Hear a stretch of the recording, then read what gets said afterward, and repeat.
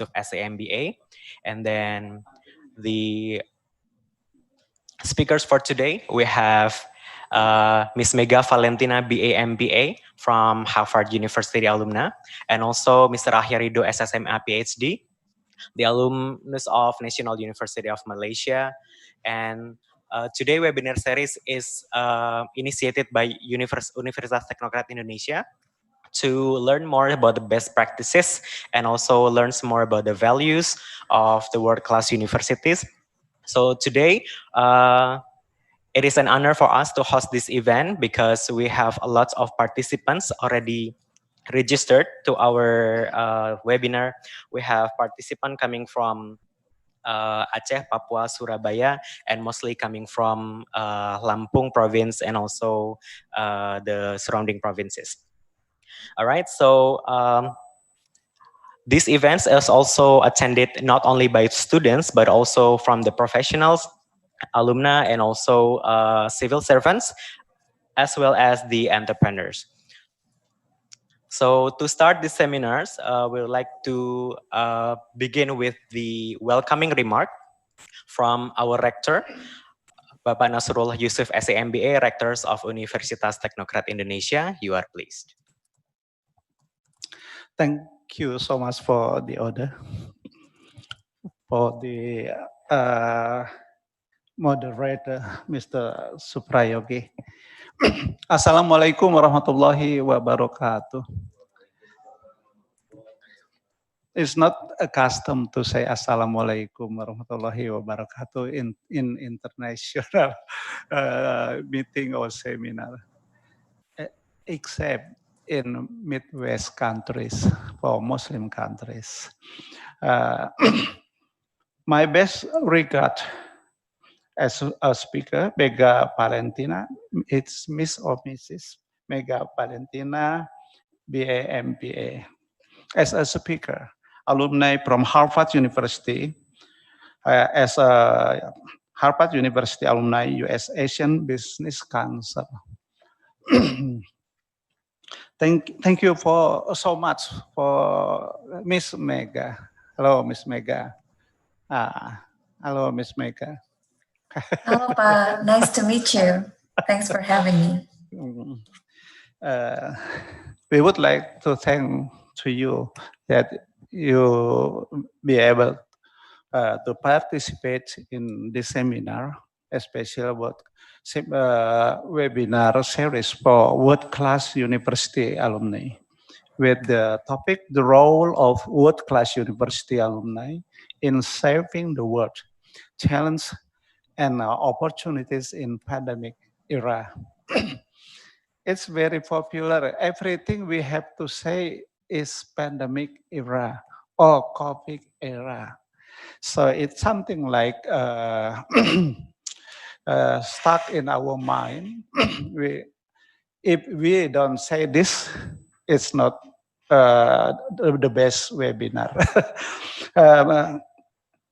Especially Miss Mega Valentina, thank you so much. And also to all of the students, or all of the participants from Papua. It is registered Wensley Panel Laptop, STT GPI Papua.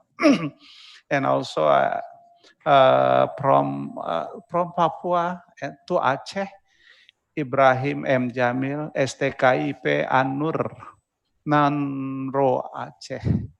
So the participant is from Papua to Aceh or from Aceh to Papua and to Washington, D.C. Thank you so much for your all participants. I almost forget that we have the best speaker also, Mr. Akhyar Rido, SSMA Ph.D. This is, he is the lecturer in University of Teknokrat and alumni, the National University of Malaysia, and now as a Dean of Faculty of Art and Education of Universitas Teknokrat Indonesia. Good morning, Bapak. Morning. For all the participants, good morning.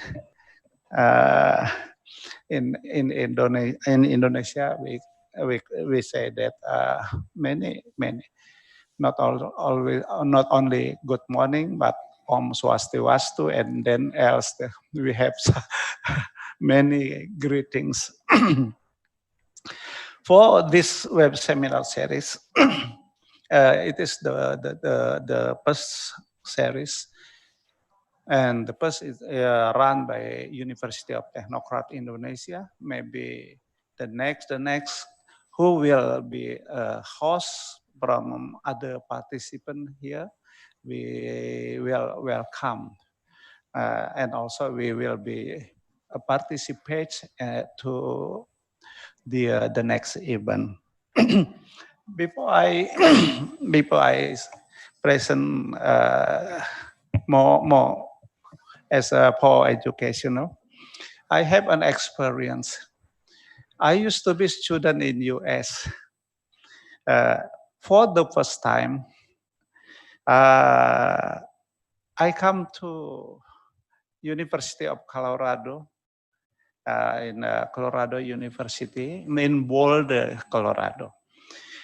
The first time I have to take pre-university. It is in September 1991. Takes preparation for university as a pre-university, and also I took diploma in business. It's very strange difference between my my university in Lampung compared with in the US, especially in Boulder at that time. What the very difference is the difference in technology, and then the lectures is very simple in explains in presenting something. After diploma in business, I was accepted in Michigan University as a MBA program. For my cohort angkatan saya pada saat itu 70% apply to be a student in a master and doctoral program in USA. For me, from 13% apply to MBA, Masters of Business Administration program.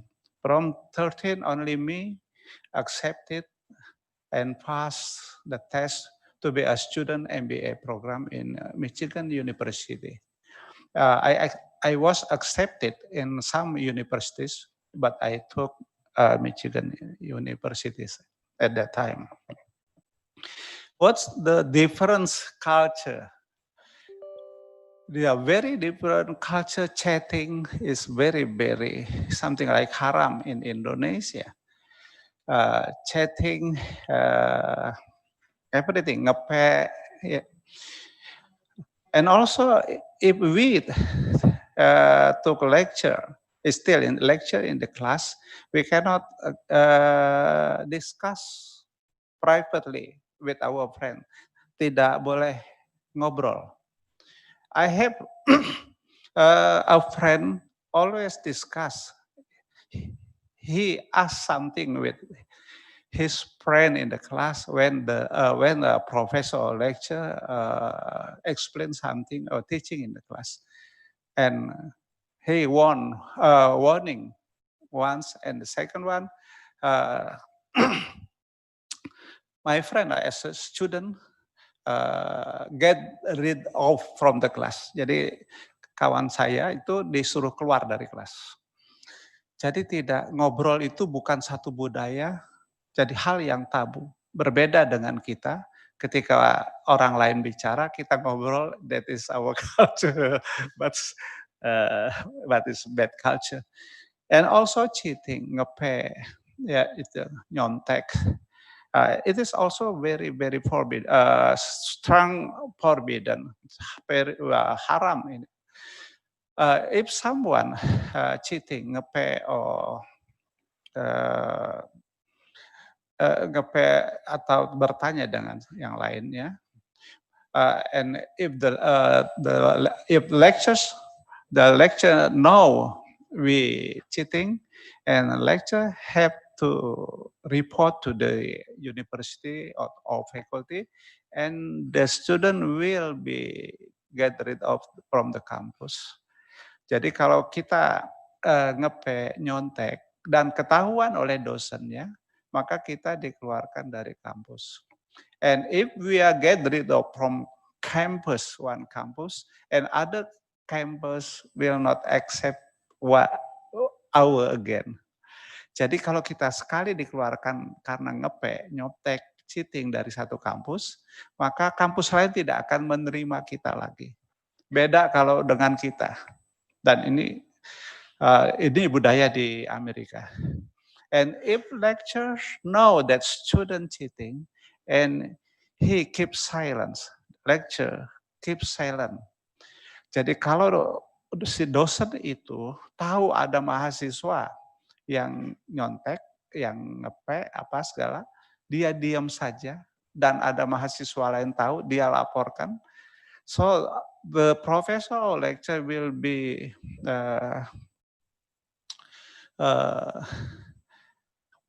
fired from the campus from as lectures. Jadi dosen itu yang membiarkan akan diberhentikan dari kampus dan and he will not accept it with other universities. Jadi juga dosen kalau dia dikeluarkan karena hal-hal cheating, maka kampus lain tidak akan menerimanya sebagai dosen lagi. So from mutual agreement, a student and lectures in the campus culture, so cheating, nyontek, nanya kanan kiri is very forbidden. And we don't do that because if we do that, the risk will be get rid of from the campus, not only in our campus. And it's for all of the campus in America, except if you get rid of from campus in USA universities, you can apply to my campus in Indonesia, so we'll accept you, but not if cheating also. This is not a culture. So very different culture will, that's why there is no plagiarism. So they think something like that. They think creative, originally creative, to be innovative, to get innovation for everything. This is from the culture. Let me show fourth pillar of successful study and career. Many ways we can see, or we can fuse about the educational system, from the character, from the purposes, from the link and match, from everywhere we can. In Indonesia, education, the main thing we educate our students, our people in Indonesia, the very main thing is we educate their character. But some people, some countries may be very different. At this time, I will not show you our character as in Indonesia, but it is something like what the four pillars successful study and career. When I used to be a student in America, I have a strong spirit. I have to get more knowledge, more technology when I study in US. So there is no spare time for me to. Otherwise, I have to study comparative study to one campus to different campus, another campus, to one library campus, and go to different library, another campus. It is I did that in a very weekend as something like a tour or jalan-jalan, but we went to the library, some libraries. So my spirit, I have to take more and more knowledge from US culture. When I used to be a student in US, maybe it's also look like Mega Valentin. We say that we have Kampung Melayu. Maybe you get that experience also. That's Kampung Melayu is the student from Indonesia. They live in one area, maybe in one apartment or dormitory, or in certain estates. Kumpul di situ together. So we call that this is Kampung Melayu. But I didn't stay at that situation. I tried to live in apartment. There is many different countries students come. So I have a friend and relationship with the Japanese, with the Taiwanese, with the Spanish, with the European student, with the Latin student. So I got so many knowledge for the cross culture in their character, cross culture in the politics in their country. So this. If you have someday, if you have a chance to study in US or in abroad, please don't make Kampung Melayu. Yeah, Miss Mega. Nah, this is four pillars that I show you. The first is very principle discipline. Discipline study. When I study as MBA in USA, I consult with my professor in Boulder, Colorado, as preparation for pursuing study or for applying to universities. At that time, I was accepted in Florida University at Tallahassee, Hawaii Manoa University at Hawaii, Arkansas, kita bacanya, Arkansas University. And the last, I was accepted in Michigan University. I consult with my professor, which one I have to take. So my professor said that if you want to get stress, takes in Michigan. Oh, I like that. I like. Actually, because it's not because of Michigan is the best university, but if I am study in Florida, Tallahassee, Hawaii Manoa, maybe I didn't get the snow, but in Michigan is a very huge snow and wind chill.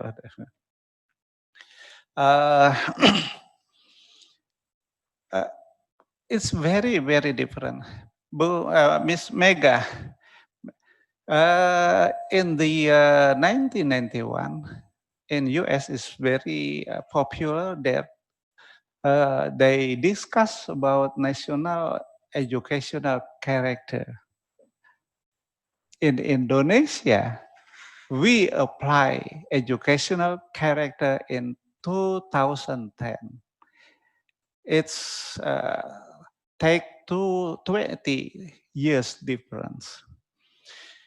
When I was in Colorado, the first time I bought a computer, At that time, is snow fall as fall season 2. Snow season. That's so I have to buy computer through.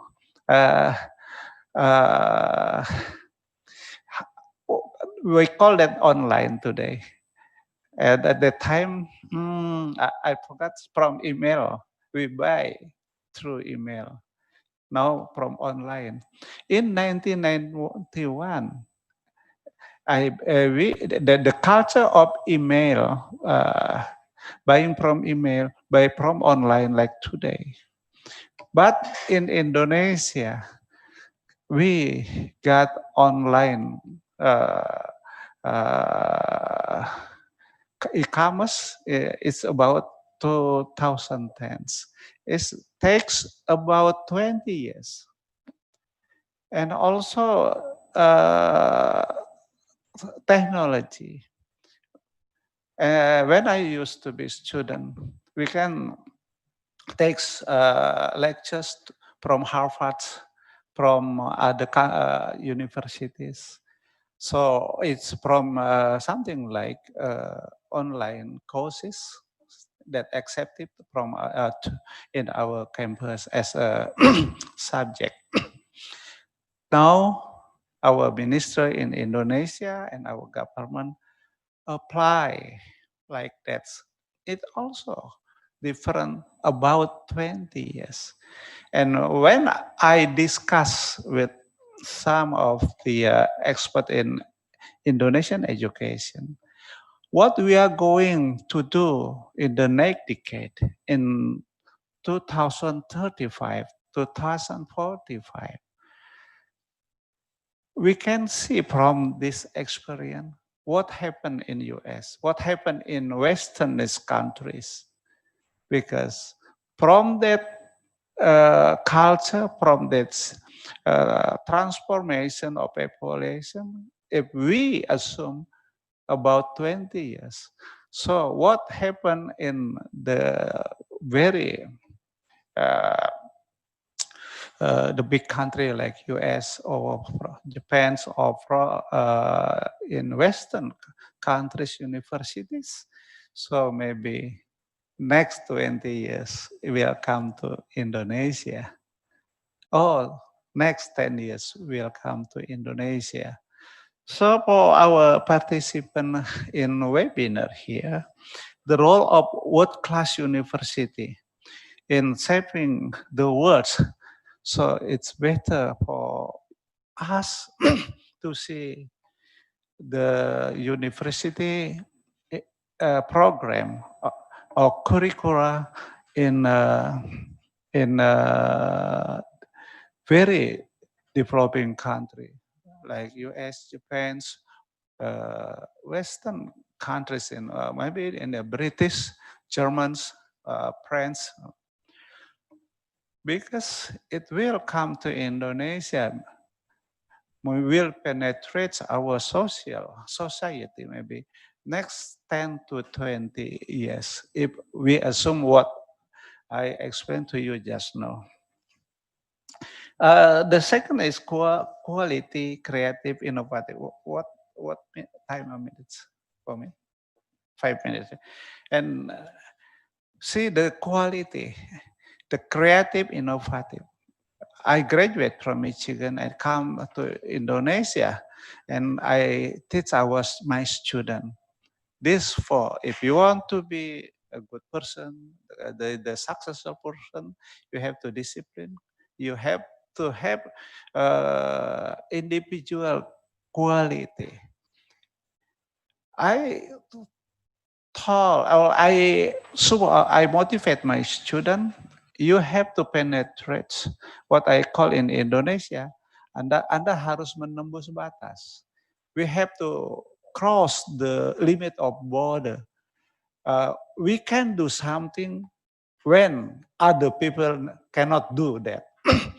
If when other people cannot do something, and we can do that, so will get opportunity for our career or for our dignity in our life.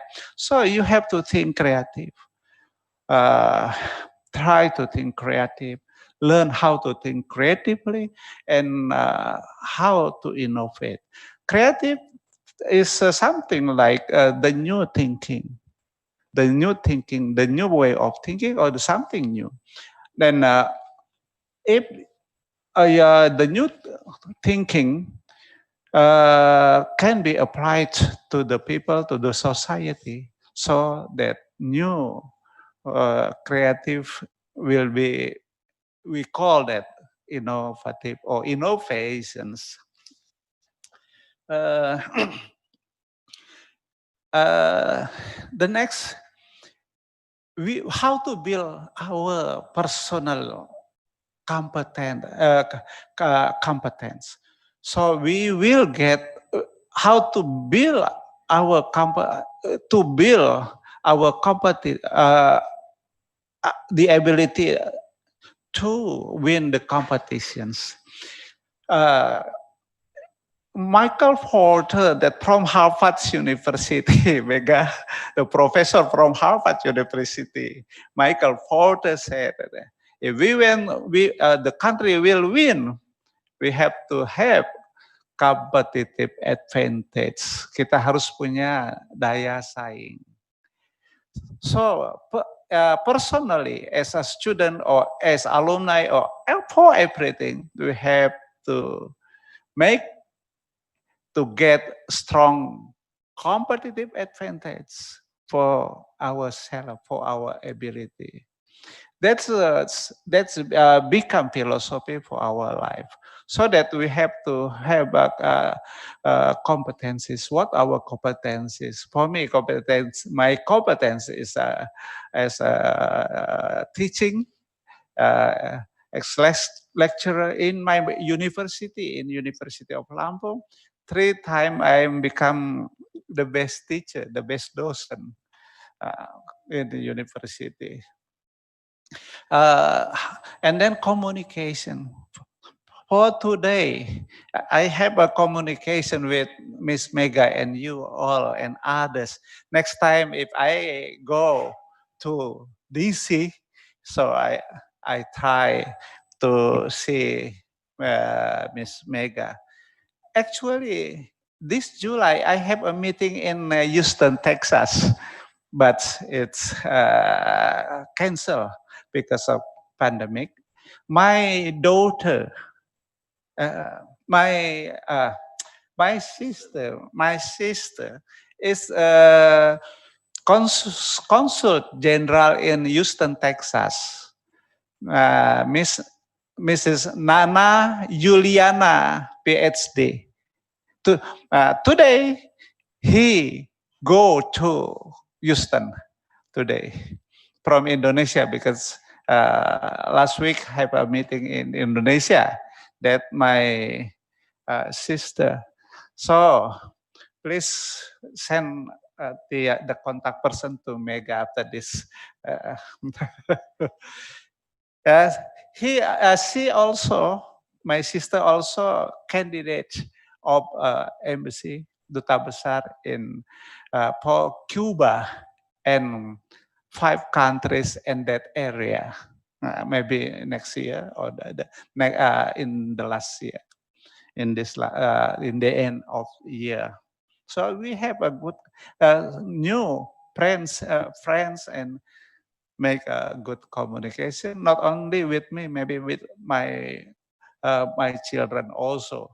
My children, 2 children is a lecturer in Universities of Lampung, University of Lampung.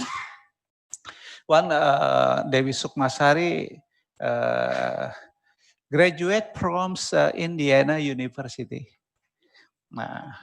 And for middle and high school in US, when I used to be student in US. And the second, my children, names Mahathir Muhammad, doctor, elementary school and middle school also in US.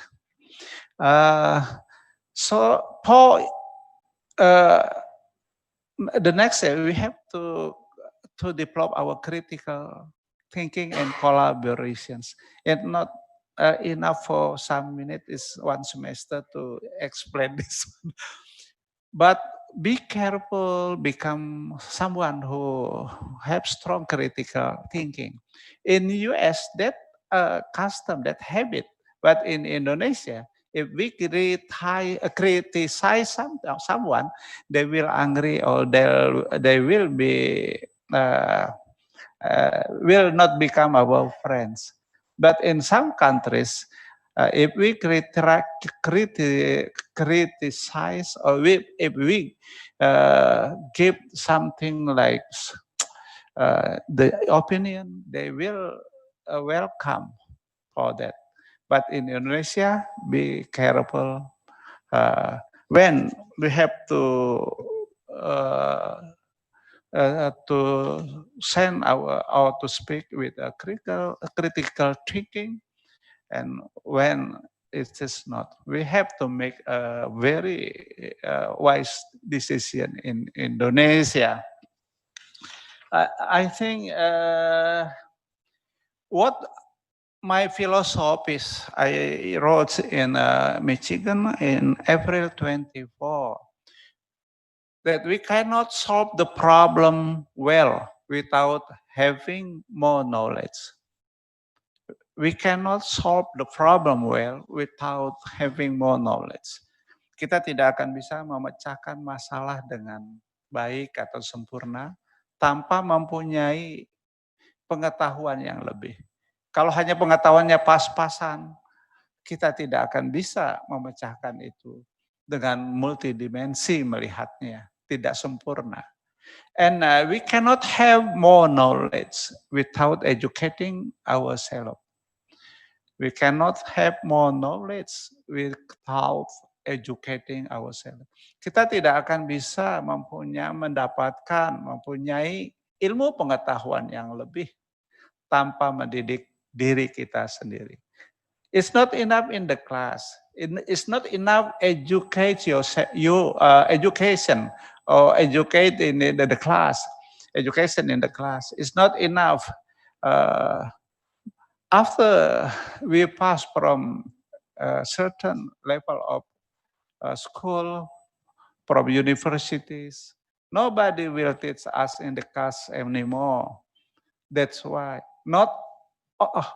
Also, our parents will not teach us again, maybe, because we have more knowledge compared with our parents. So we have to educate ourselves. To be disciplined, we have to educate ourselves. To be creative, innovative, we have to educate with ourselves. There is no in the class. Many things, knowledge, we will not get in the class. We will get in the society. When we apply, when we go to the society, that we make a friends that will get more knowledge. So educate ourselves. Educate yourself. That is my message. When as it is also become the dalil of my dissertations. That's my my speech. And the last, I would like to thank again to Miss Mega Valentina, MPA,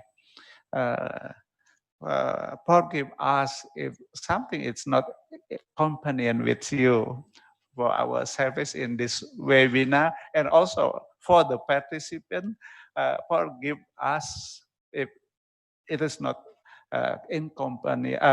companion with you. Saya mohon dimaafkan kepada Ibu Mega dan juga peserta yang lainnya.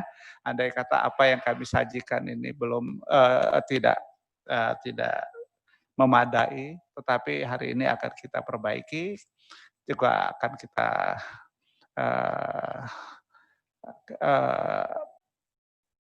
perluas untuk yang akan datang. Dan juga yang akan datang mungkin juga Ibu Mega tetap mendampingi kita di dalam beberapa hal, di dalam beberapa topik yang membuat kita bisa lebih punya kawan yang lain.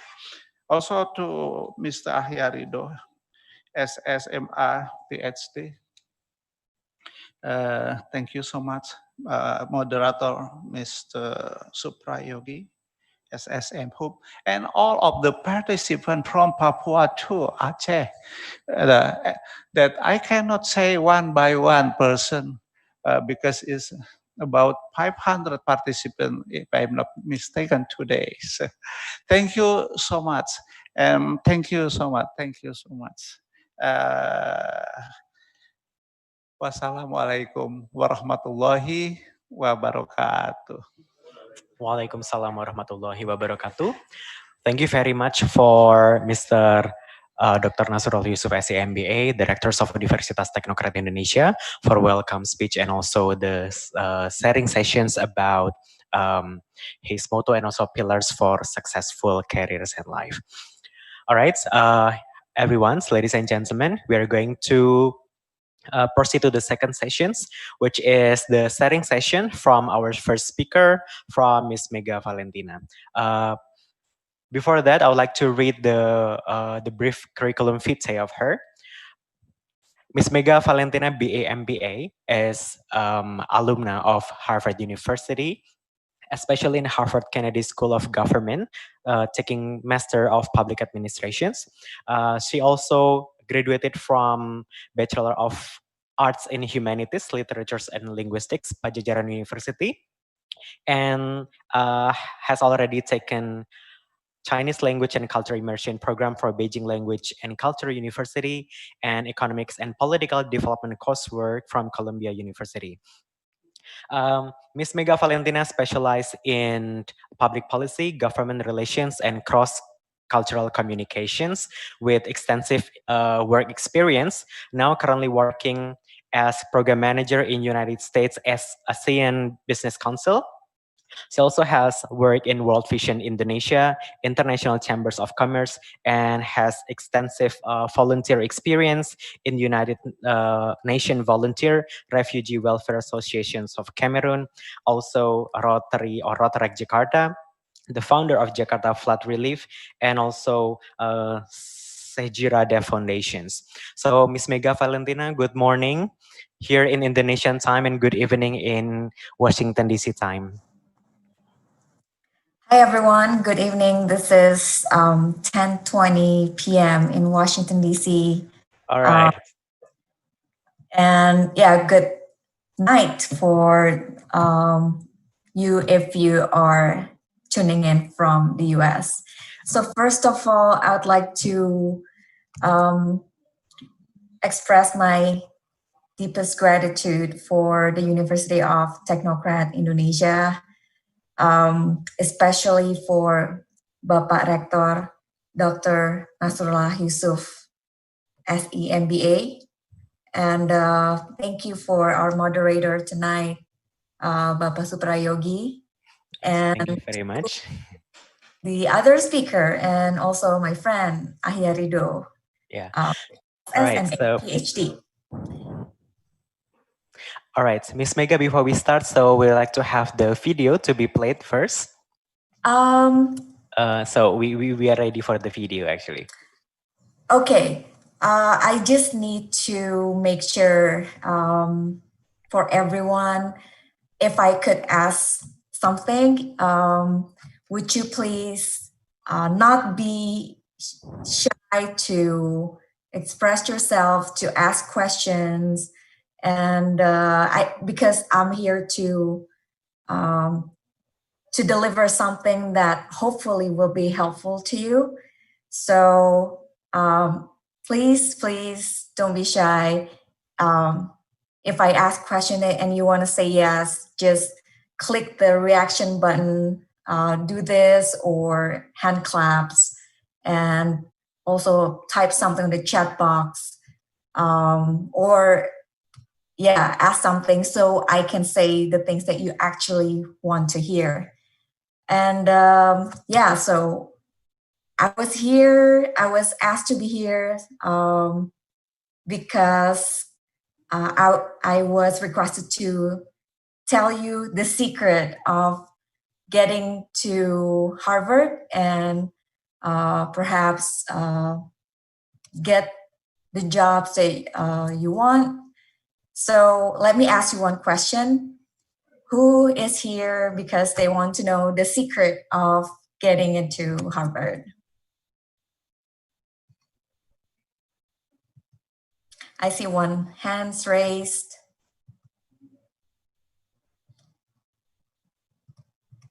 Or who is here to, oh, I see a lot of hand claps.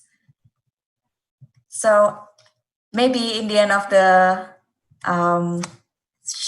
sharing session, you'll find a secret, but let's start with this video that I shared with Mr. Moderator. And this is a video that I took long time ago. The first photo is from a long time ago. It shows you a board that I used to write to express what I want, what my goal is, and what happens after that. Please play the first video. Thank you.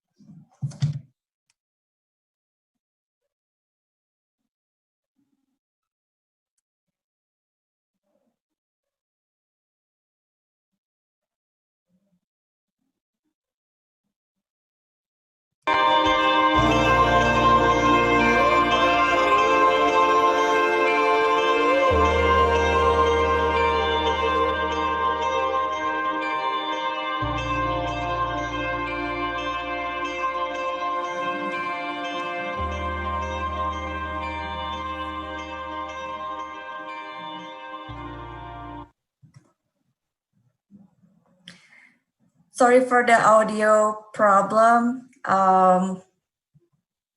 But the point is, I was starting from basically zero. I didn't know anything about education in the US, and I just had that one board saying Columbia SIPA, and I worked my way to find out the information that I need, and those things happen. I went to SIPA first. For you who don't know yet, I went to Columbia University first because it was my dream. And so I'm going to share with you what happened and how I got there. I want to be transparent with you. I want to be completely honest, meaning I will share with you both my strength and vulnerability and everything in between. And I want to share something that you cannot find on Google or Facebook or my CV or my Instagram. So, and also, first of all, thank you for Pak Rector to share your advice. Also, I took note. Those are really, really good advice. You guys should take note. You guys should remember what he said, because those things are very important as well. Discipline, quality, communications, and creative innovation. Those are very important. And I'm trying here to share with you something to add to those. I want to start with my background. So this is not the secret, but before my father passed away when I was 5, I remember his last message. And he said to me, please study well, okay? Belajar ya. I still remember that when I was 5. And in the back of my mind, I understood how important education is, because I came from Sukabumi. It's a very, very small town. It's a small town in West Java. And back then, education was not something that is very important, especially for girls. But I realized that my father, before he passed away, he said that I should learn, I should study. So that stuck with me. And I grew up become sort of like a rebel, if I can say, in a sense that, for example, so my mother is a hairdresser in Sukabumi. No one in my family, except for this one uncle, went to college. And also, I come from a family that value family more. People, everyone told me to get married after high school, but I wanted something different. And even like one of my uncles told me to help their family business and don't worry about education, but that's not what I wanted. So I figured out that having grown up in a diverse country, Indonesia, beautiful, diverse country where there are a lot of gaps between different groups and between different provinces, even different age and jobs, I want to connect those differences and help to build more inclusiveness in Indonesia. So, did I always know that from the start? No, it's a process, and to be honest with you, this is still a lifetime process. I remember I went to a talk show by Michelle Obama, and she said, "People ask you, what do you want to be? What do you want to do?" She said, that question is asked to us since we're kids, as if we have to choose for one thing. We have to know what we want to do since the beginning. But life is unpredictable, and life often needs sacrifice. It's difficult. Sometimes you can't figure it out, especially this era in the COVID-19 era is even more unpredictable. And life always have limits. Everyone has their own limits, and not everyone has the privilege to achieve what they want easily. But the options were, I thought to myself, do I dwell in what I don't have, or do I try my best to make a change? And I chose the latter. So I left. I chose not to work with my uncle. I stayed at another relative's house and commute every morning. I got this job at a nonprofit called International Chamber of Commerce at that time, very small NGO, but I dared myself, left my comfort bubble, and started my career. My family, most of them are supportive, but some are not, and it was tough for our relationship for years, and that's just like one of the challenge that I had to face at that time. But again, since I'm stubborn, I faced it all. I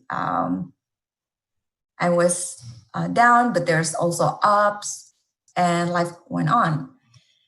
I lived far away from my family. I lived in Jakarta at that time, and I found a small circle of friends from different backgrounds, different cultural, religious backgrounds, who are very kind to help me. We help each other while we are away from our family. So we weren't, for example, like when we weren't able to afford housing, we shared a single bed, like a small bed. We shared it in a small cost because we cannot afford it. I have some friends that listen to my complaints and listened to me when I was down, helped me when I was sick. We lift each other up when we were broke and brokenhearted. So it was precious, and it helped me to keep going.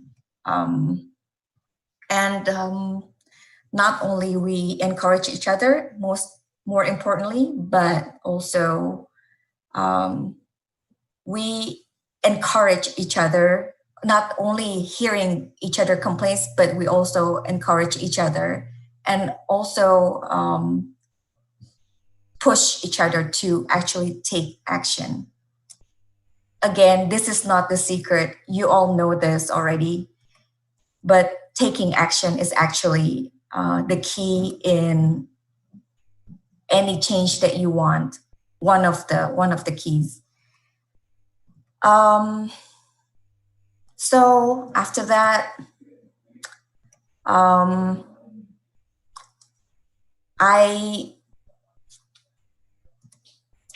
after International Chamber of Commerce, I've been dedicating my career to diversity and inclusiveness.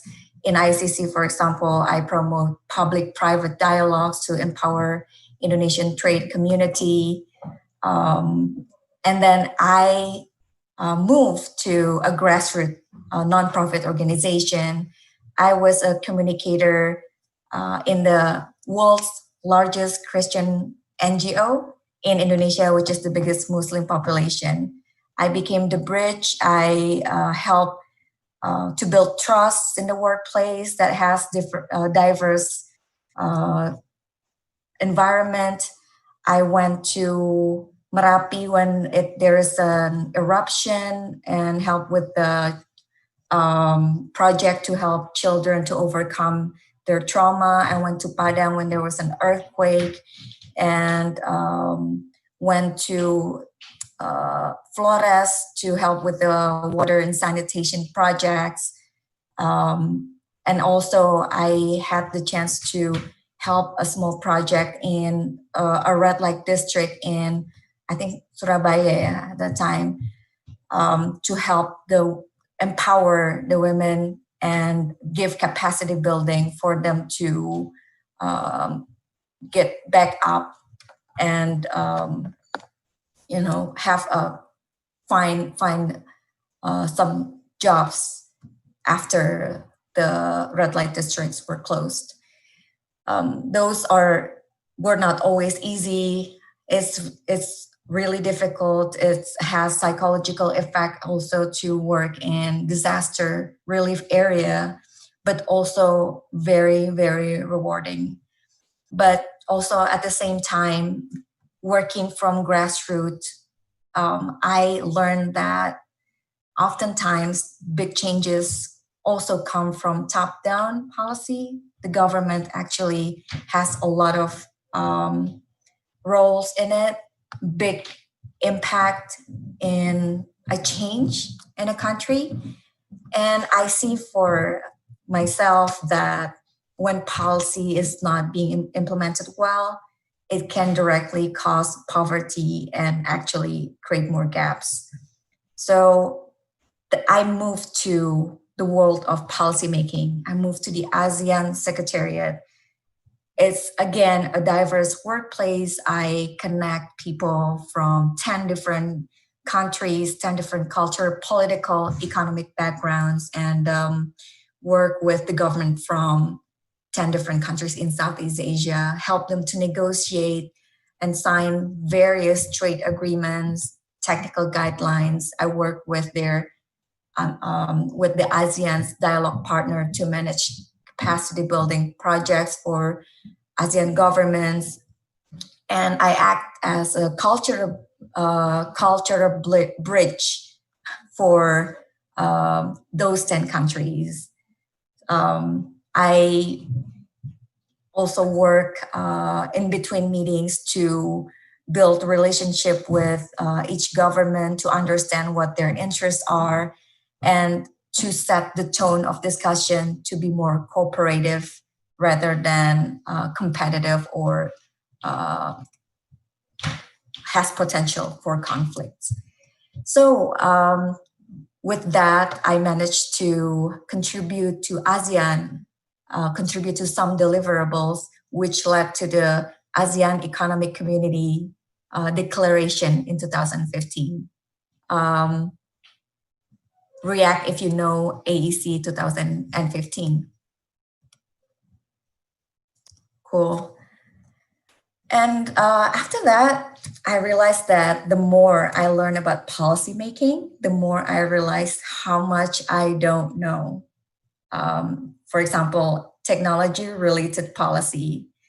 A lot of people tend to avoid it because we say we don't have any tech backgrounds, we don't know anything about it.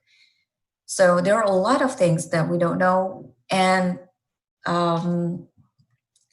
I'm just the type of person that the more I don't know, the more I want to know. So it brings out my motivation or my passion for education. So the passion has not stopped. It has not stopped for a long time, although I was busy with my jobs and also my sort of like extracurricular activities outside of my jobs. I also was a volunteer in Pak Rector mentioned Kampung Melayu, but in Jakarta, I actually went to the area called Kampung Melayu. It's on the riverbank of Ciliwung River. And I organized... Kampung Melayu. Yeah, Pak, but I actually went to the real Kampung Melayu near Ciliwung. What I did there was to help them to overcome the flood effect. So they had flood every year, and we collected help and asked friends to give classes to the kids when they cannot go to school. Math classes. I taught English class at that time to the kids and on the riverbank, and a lot of activities. But I still have sort of like a dream to study, to have my master's degree, to be the first person in my family who will have a master's degree.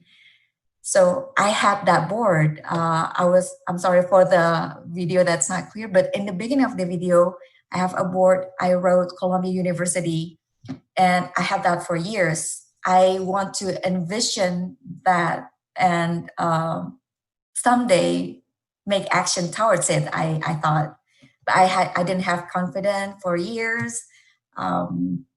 But also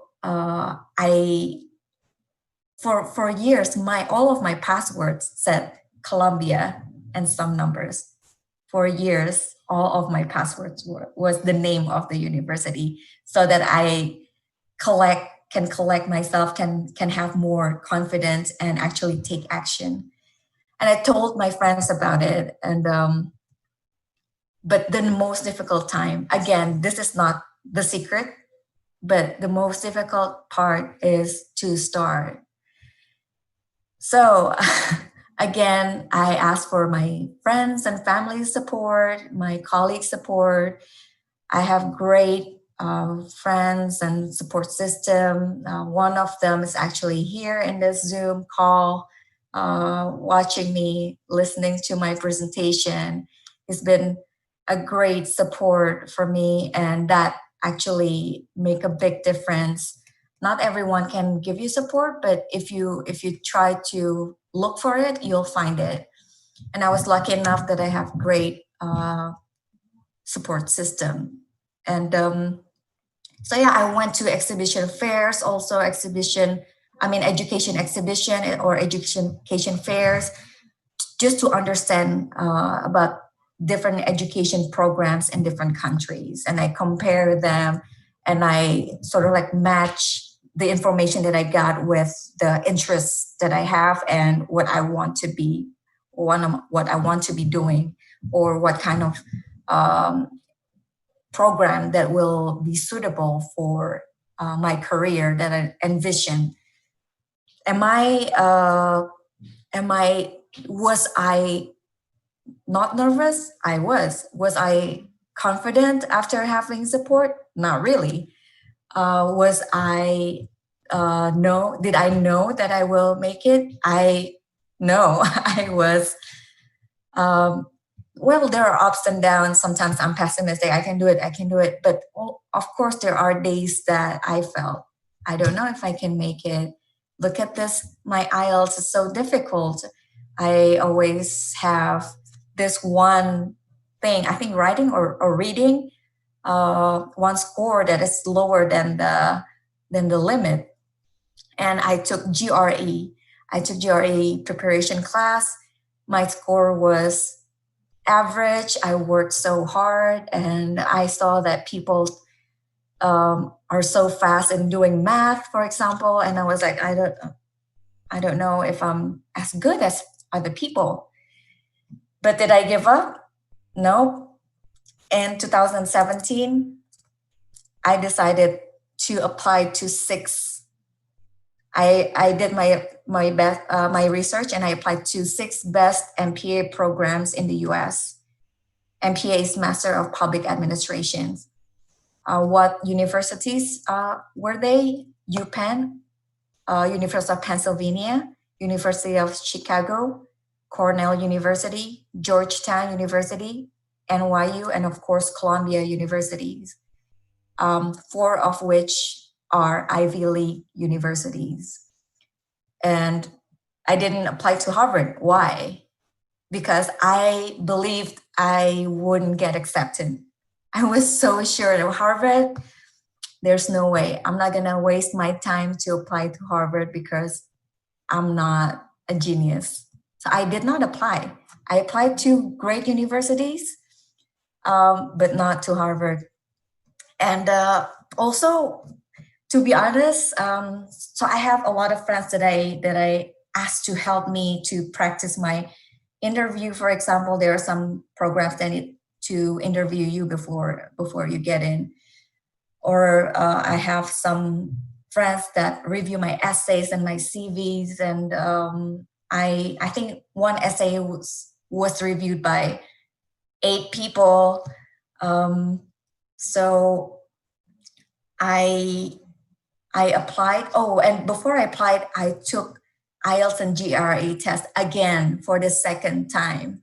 I took the preparation class again for the second time before I finally applied, because I just don't want to settle for less. I just don't want to settle for average. I took Ojek, I took Gojek. I was walking in rain to go to those classes. I was about to cry sometimes, but I did that. I was, again, stubborn, or maybe, what's the more positive word of stubborn? I was hard-headed or strong-willed. So yeah, I applied to those universities. Some friends told me that, oh, you should not apply to those great programs. You should have at least 2 that is not prestigious, just in case. But I was like, I imagine if I go to master's degree abroad, I want to go to a good program. So I didn't change. I didn't apply to less prestigious universities. And I got accepted in all of them, all 6 of them, 4 of which are Ivy League programs. I was so surprised. I did not think that I would be accepted in all of them, but I did, including Columbia University, my dream school. So I was really, really shocked and happy. But again, life does not always go as you expect. So my funding was not enough. It's only enough for 3 semesters, but my program were 2 years, 4 semesters. Funding only 3 semesters, program 4 semesters. And again, I was stubborn. I was persistent. That's the word. I was persistent. So I deferred my Columbia. I was supposed to start in 2017 August. I deferred to January 2018. They have January semester, and with great help from and support from some friends, and also support from family, I left for New York City. But in December, actually 1 month before I left, because I told everyone about my plans, about my challenges. Probably because I'm an extroverted person, I share everything. And as Pak Rector also mentioned, communication, actually, it's helpful. Like I was telling people, I was catching up with some friend, and he asked me, why don't you apply to the 1-year MPA program at Harvard Kennedy School? And I told him I didn't apply because, I don't know, I think I didn't have a chance. I told myself, if I apply, I will not get in.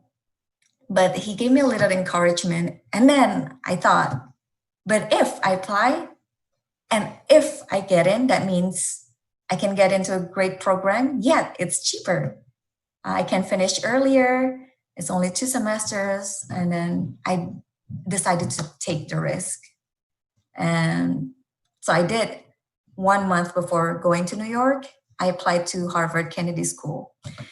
But I still went to New York. I stepped my foot in my dream school, SIPA, Columbia, attended the welcome party, took the mandatory classes, met people, met other Indonesians also. I studied hard, barely sleep, went to libraries. I never went to a library in Indonesia or in high school or in college. When I was in UNPAD, never went to a library. But I didn't have any options when I was at Columbia. I wanted to study with my friends. So we had group projects and everything. Worked so hard. I was so stressed out. I went to counseling programs. I was surviving, basically. I was not the best student, but I was surviving. And when I was in the middle of a midterm exam, I got an email in March 2018 from Harvard. Opened it. It says, "Congratulations." And I was like, what? And I closed it and I opened again. It did say congratulations. I got accepted at Harvard University, Harvard Kennedy School of Government, Master of Public Administration. So the rest was history. I went to move to Boston and met people from 10 countries, took elective classes that I like. I wanted to learn about technology policy, and I took digital government classes, cybersecurity. There were rock star professors like Ash Carter, the previous Secretary of Defense of the US. I took classes at the Harvard Business School. I took a class at the MIT and had a session with the former president of Colombia, former president of Liberia. I had a class with Ban Ki-moon, the former UN Secretary General. It was amazing, and I'm very, very, very thankful. And also, I think if you are from Sastra Inggris, you will know Noah Chomsky. He was also at Harvard giving 1 or 2 lectures. But more importantly, what I got from there was I was more thankful of was that I got I got the opportunity to exchange ideas, exchange experiences with those great people, with the students. They came from all over the world. They were leaders in their countries. They were ex-minister. They were a governor. One of my classmates she had her own NGO. She grew up in a what do you call it? In a camp. But she managed to give back to the community. And one of my friends were a human rights lecturer. He worked for political prisoners, go back and back in and out from jail to help political prisoners.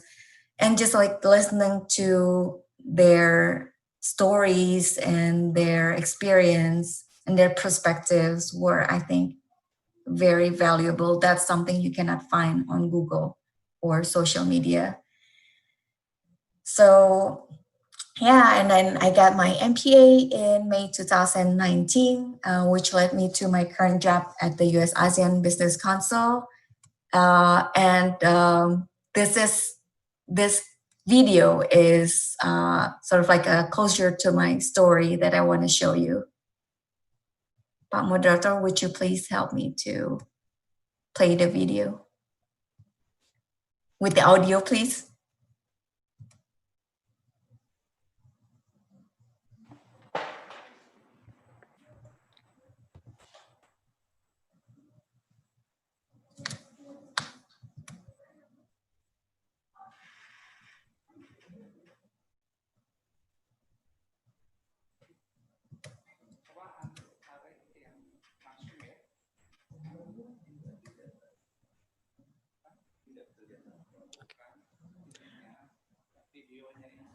All right, we'd like to play the video, the second video.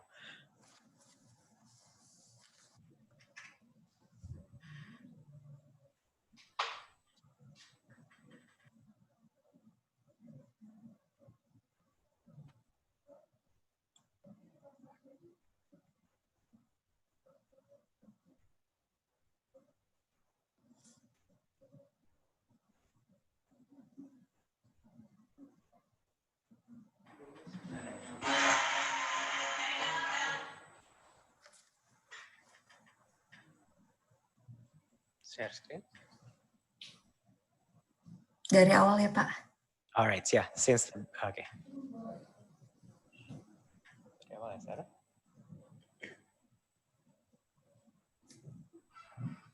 Dari awal.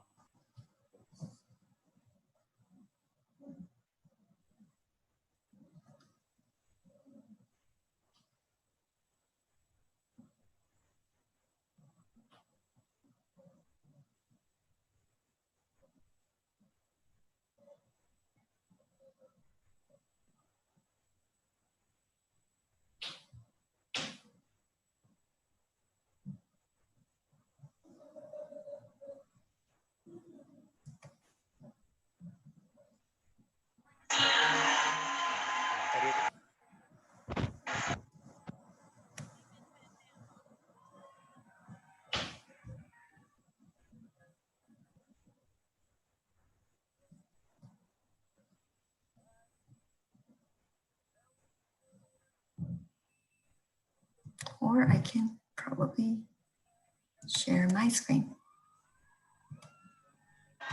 Wait a second.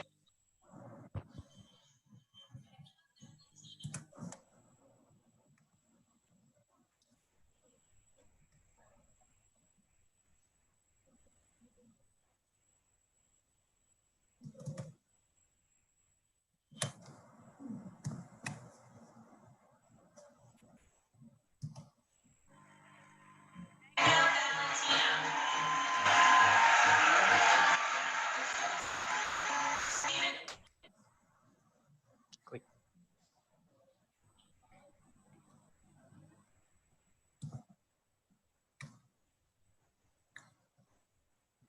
Or I can share my screen. How about that? Oh, okay, that's a good idea.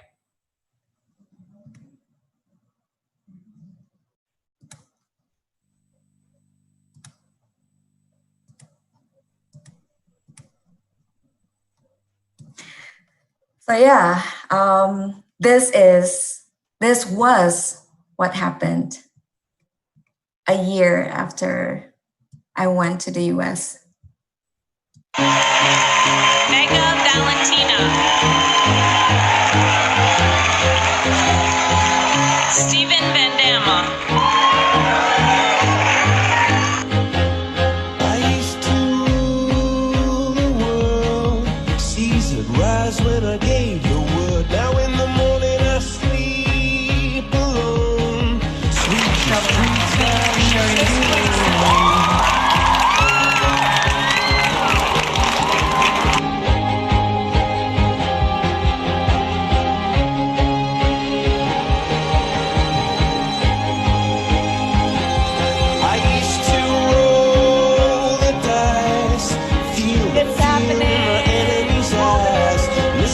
the crowd would sing. Now the old king's dead, long live the king. 1 minute I hold the key. Next the walls were closed on me, and I discovered that my castle stand upon pillars of salt, pillars of sand.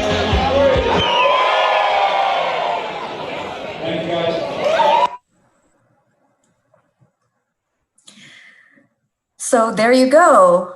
That's the sort of like the end of this session of my my story. It's not the end. It's to be continued, of course. But did you find the secret? Did I tell you the secret? Actually, I did not, because there is no secret to success. You just got to take action again and again. Although it's hard, you just have to dare to ask for help when you need it. And you already know all of those. It's all in you. You know these things. These are the things that already in the back of your mind. You just have to do it. And again, ask for help when you need it. Reach out to me if you need help that you cannot find on Google or social media. I have my email here, and please reach out to me or ask questions. Type it in the chat box. Don't be shy. Just do it. Thank you so much, and good luck to you all. Thank you. Mega Valentina. All right, so let's give applause and give your claps hand, everyone. Okay, all right. So that was the inspiring stories and journeys, and I know that lots of you will ask questions. Just keep it and prepare to type, or later you can directly ask and unmute your microphones. All right. Okay, so we are going to continue our second sessions. The next sections is also the sharing session from the second speaker, from Mr. Akhyar Rido, SSM Ph.D. So I would like to read the profile first. Mr. Akhyar Rido is now Dean of Faculty of Arts and Education, Universitas Teknokrat Indonesia. Graduated from English Letters University of Pajajaran and continuing the master degree and also PhD in English Language Studies, National University of Malaysia. Mr. Rido also has extensive experience as the simultaneous interpreters for presidents of AFC, research assistants for the ambassadors of UNESCO Asia Pacific, and also the board of reviewers for Asian social sciences journals. Mr. Rido also published a lot of articles and got the lots of awards and grants. So Mr. Rido will share also about his experience during his study in National University of Malaysia, and let's see what other surprising stories from him. So Mr. Rido, are you ready to present? Yes, I'm ready. All right, Mr. Rido, now time is yours. Thank you, Mr. Moderator, Mr. Suprayogi, the Honorable, our Rector, Universitas Teknokrat Indonesia, Dr. Nasrullah Yusuf, SAMBA. Good morning, Bapak. Thank you for allowing me to be the speaker here and facilitating this event. And greetings to my very best friend, Mega in Washington, D.C. I know it's already midnight in D.C. and you're still keep tuning with us. So to begin with, I need to tell a little bit a story about me and Mega. Actually, we were classmates when we were in UNPAD. So we've been knowing each other for 20 years. Yeah, for 20 years. So I tried to connect with her and discuss and share many things. And because of her extensive works and projects overseas, so I think she could be new inspiration for students, lecturers, and everyone who will attend this webinar. Before I forget, I need to greet everyone also. I noticed that there are 225 participants in this webinar as per now, and then there are more in the YouTube channel as well. Thank you for participating. Like Pak Rector said, is from Sabang until Merauke, and I noticed some of Miss Mega's colleagues from United States also attending this webinar, as well as alumni of Faculty of Cultural Sciences, UNPAD, also attending this seminar. Thank you. So let me share my screen first.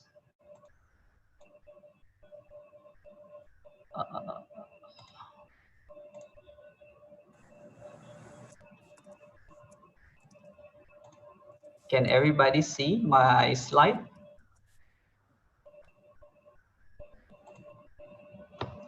So actually, can you see my slide? Yes, it's Yes. clear, sir. All right, thank you very much. So I would like to share about my experience studying at the National University of Malaysia and building my career path. So maybe my perspective will be more on from my background as a lecturer, and Mega share her story as a professional. But maybe in my case, I will share my story as a teacher, as a lecturer.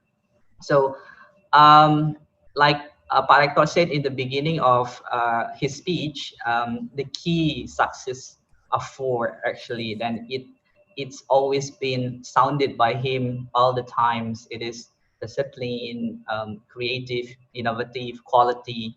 So that's the thing that we need to what is that, to uphold all the times if we want to get to the next level. So let me tell you briefly about my study history. So this is my maybe quantum leap. I don't know where this is a quantum leap. So I started my university journey as a student at Pajajaran University in 2000, and I completed my study in 2004. And right after that, I applied as a lecturer at School of Foreign Language, Teknokrat. So at the time, the university was still a college. So in 2007 until 2009, I got scholarship from Teknokrat Education Foundation, which made me continue my study to the National University of Malaysia and my PhD. Uh, Also from 2012 until 2016. So everybody knows Harvard. I'm not sure whether everyone knows the National University of Malaysia or University Kebangsaan Malaysia in Malay term. So actually, if you look at the QS World Ranking 2020 for the 2021, so the National University of Malaysia was ranked 141 in the world. Harvard is always in top three. It's always been a great university, but the National University of Malaysia it's just been becoming the top 200 world university in the past 3 or 4 years. So it's quite new that the university entered the Ivy Leagues in the world. So I got an opportunity to study in the university in 2007. So it's been like 12 years ago. So this university is also called as research university. So if we look at the latest release from QS World University Ranking, they released top 1,000 universities. And in Indonesia, there are some universities in this list, top 1,000, and among them in top 200 to top 300, including Gajah Mada University, and in top 300 there is ITB, and then Universitas Indonesia, and then in top 500 there is University of Pajajaran, and in top 200 from Southeast Asia. Maybe I represent Southeast Asia. There are only 6 universities in Southeast Asia, which is in the top 200 universities, 2 from Singapore and 4 from Malaysia. So for your information, this university it's pretty huge with more than 25,000 students. So during my time when I was studying, the student body was around 26,000 with 3,000 international students. So basically, it's quite diverse in terms of backgrounds of religion, culture, nationalities. Yeah, from 38 countries.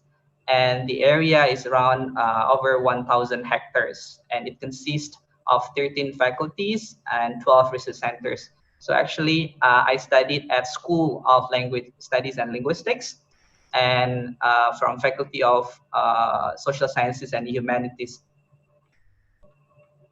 So this is the university areas. When you search Harvard, you can find Harvard very easily. But in the university, National University of Malaysia, the pictures are quite not that popular. But then this is what I can see. So actually, it is not far. It's only 2 hours flying from Jakarta International Airport or Soekarno-Hatta, that you could directly land it just 1 hour from the university. So the university is actually located in two different areas. This one on the right, it's in the Kuala Lumpur city center, yeah, which accommodates mostly health sciences and medical sciences, because this is where the university hospital is located.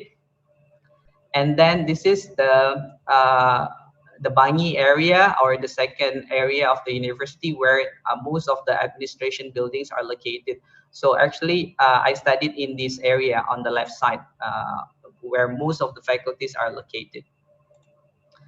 So this is the facilities of the university. I would like to highlight here that actually, besides research and teaching and learning, the university also emphasized on the achievements of the students, especially in the sports. So it also accepted those who have a lot of achievements to be part of the university. If you're national athletes, there are very big possibilities for you to get scholarship, especially in masters and PhD in the university. So what did I do when I was a student, especially during my master's and PhD time? I think it's quite typical in world-class university or Ivy League universities that you have to attend a lot of sessions of lectures. Yeah, Mega was fantastic. It was a great experience when Mega told that she attended a lot of classes by prominent figures in the world, from Ban Ki-moon, from uh, what is that, the first lady, and then from presidents from different countries. And I think I got the opportunities that way, but maybe more in the Malaysian context. So I attended public lecture by the Prime Minister of Malaysia as well. So I had a chance as well to attend public lecture from Hillary Clinton, and then some of other activities that I attended.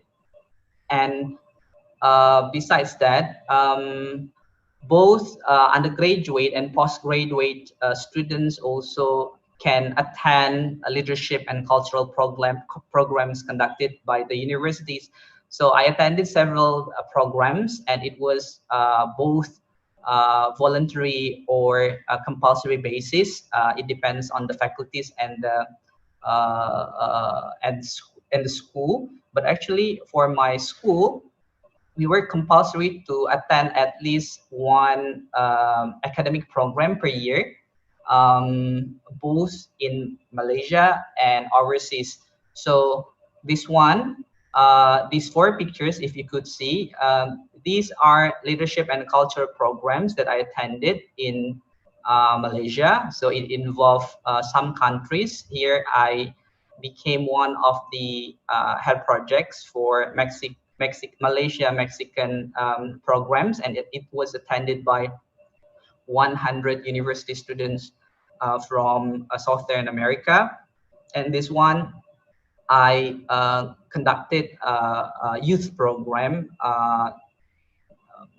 trying to understand how youth could contribute to the society, and many other programs. And I had an opportunity as well to become facilitators in some of the programs that was conducted, especially for undergraduate students. And this one, because this is a research university and I focus on my research, I had an opportunity to visit at least 4 different countries during my study time. So I visited Australia, Singapore, Philippines, and Thailand. And it was the programs of these research visits are different from school to school. It could be fully funded by the university, or fully funded by the third party, or it could be also self-funding. So I was lucky. In 2016, I got an opportunity to do a research visit funded by Teknokrat Education Foundation, where Pak Nasrullah Yusuf is the rector. So I visited Western University of Australia. So I researched in the library and attended some lectures there in the University of Western Australia here on the left.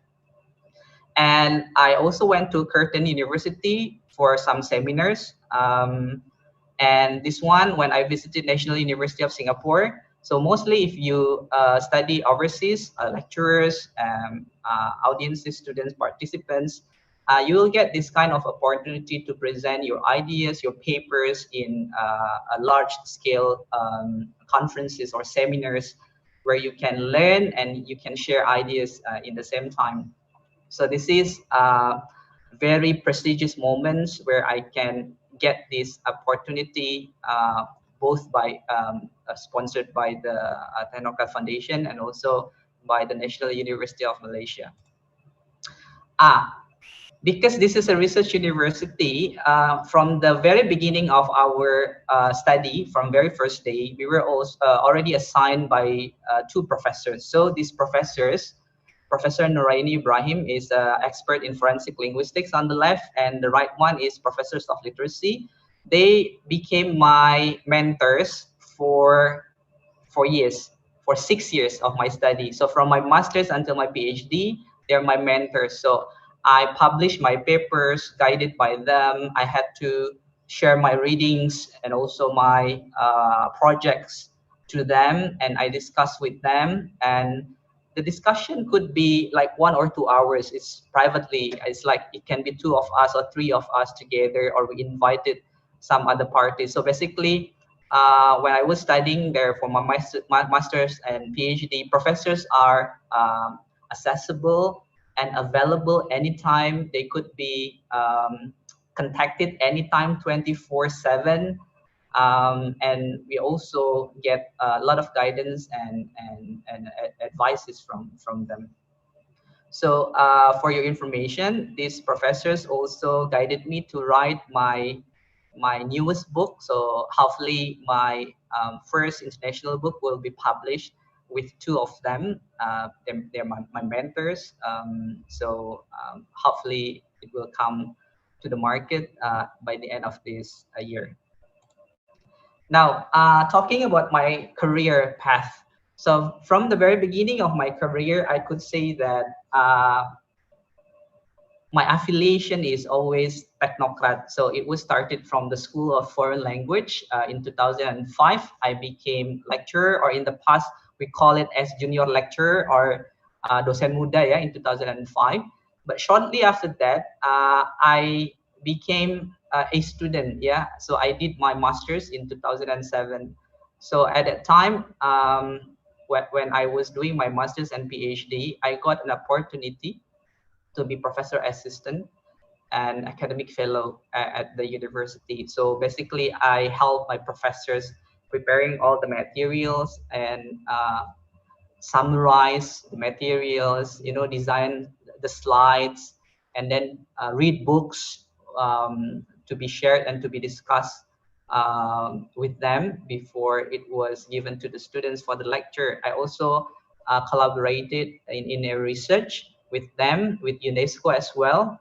And we collaborated together with some of the universities from Europe, like from Finland, University of Hong Kong. So I got that kind of exposure as a professor assistant and academic fellow at the university.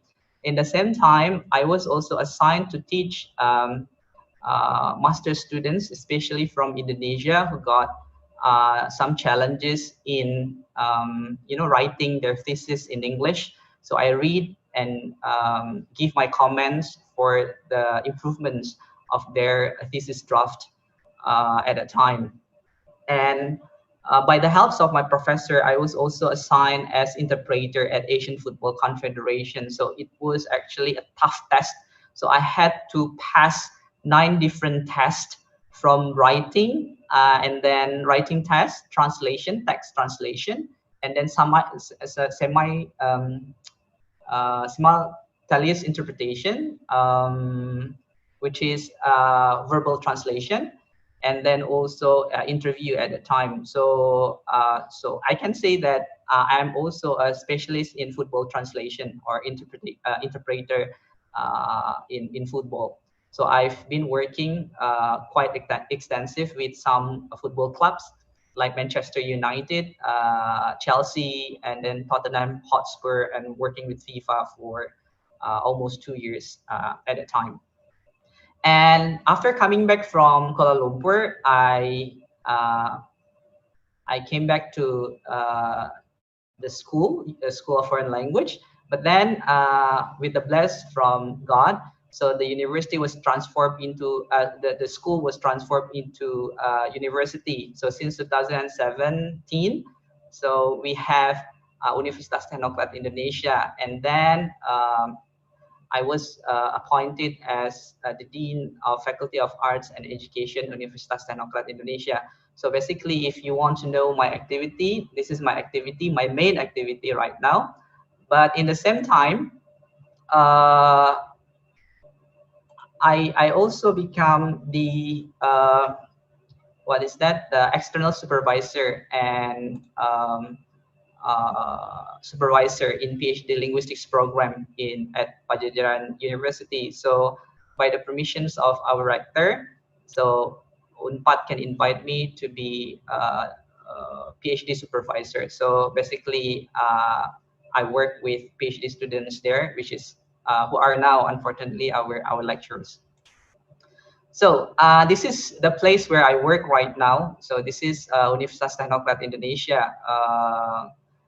If you haven't noticed about the university, this is one of the top universities in Lampung. So we just started in 2017, and we are dubbed as the champion university by the Director General of Higher Education last time, and our student body is more than 7,000. And you know, the highlight of our university, the tagline is the champion university, Kampusnya Sang Juara. It was also initiated by our rector. And the thing that we have to be very proud of our students is that we have achieved until Asia and Southeast Asia level. So even as new universities, we've become, I mean, we've got Best Student Award in Southern Sumatra region for 4 consecutive years.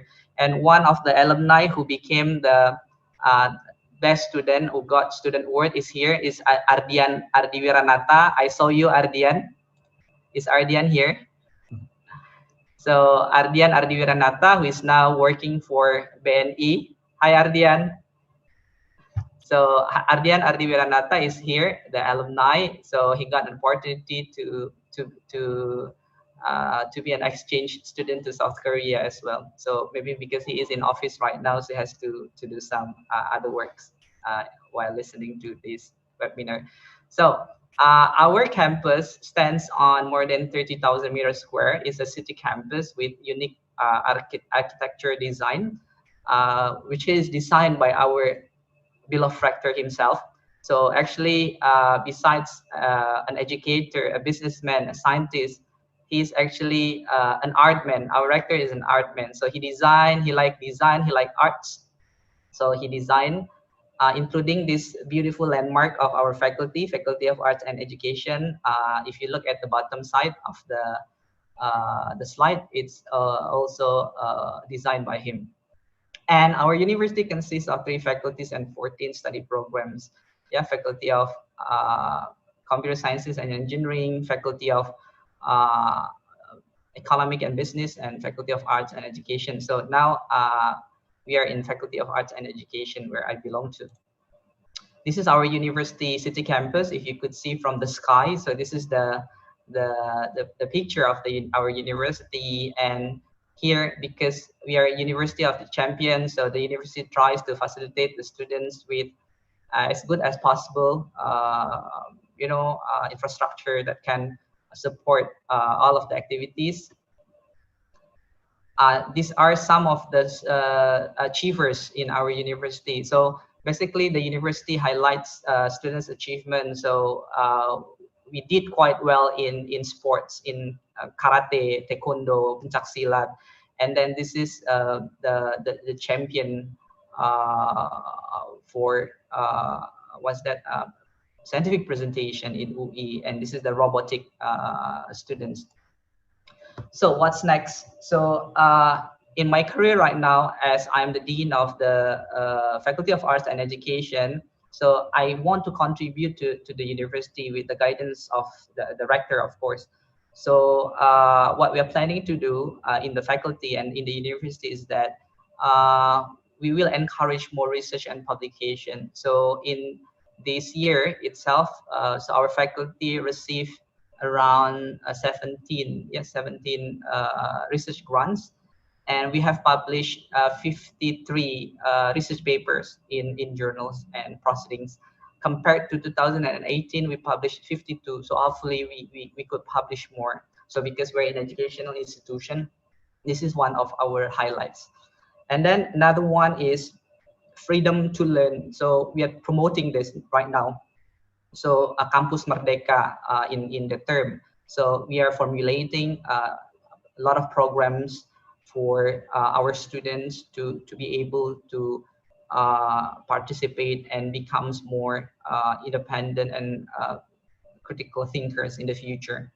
And we are also we've been implementing distance learning actually during pandemic. This is very useful. Actually, our rector has initiated this back in 2014, and we've been working very hard to improve all of the infrastructures and also the quality of the contents, so we can make it possible and still keep improving for the future. So actually we have SPADA, which is rated pretty high by our government, our distance learning. And now we have, if you visit YouTube channel, we have e-learning channel as well that you can access. And we will make it compulsory for, especially in my faculty, to attend and to participate in international mobility program. So basically all of the students must get international exposure, so that they will visit some countries and study together and collaborate in some of the projects overseas. And we also highlight community service here, community service and national and international engagement. So we've been cooperating with some universities and bodies. Last time, our rector already signed MOUs with Universitas Indonesia. Then our faculty already signed MOUs with Universitas Pajajaran as well as Universitas Gadjah Mada for future engagement. So hopefully we can collaborate. Last year, our university also visited some universities in Europe to Moscow. Our rector visited Moscow and then visited Finland, Sweden, for future engagement and collaboration, especially in the areas of information technology, business, and also education. So thank you for listening. I know it's very short presentation, that I hope that I could give you some insights about how did I study in Malaysia and how I established my career, because it's already midnight in United States. So we hope that there is still question and answer session, so we can share what we can help for students and participants here. Thank you very much. Go back to moderator. Having the setting sessions, talking about the career path and also the study in Malaysia. All right, so everyone here, all the audience, we are now proceed to question and answer sessions. So we have 20 minutes for the question and answer sessions as well as the closing. So for those who would like to ask question, please raise your hand. And I would like to ask you to turn on the microphone and ask questions. Later, introduce yourself, your name, your affiliations, as well as the questions. And the question is addressed to whom. Okay, question and answer session is open.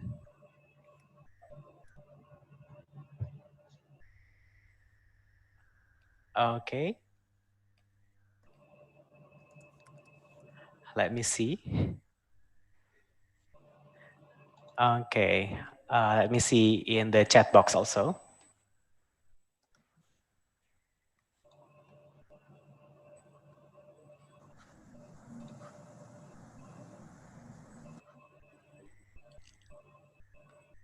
Okay. Okay, Miss Merni Handayani.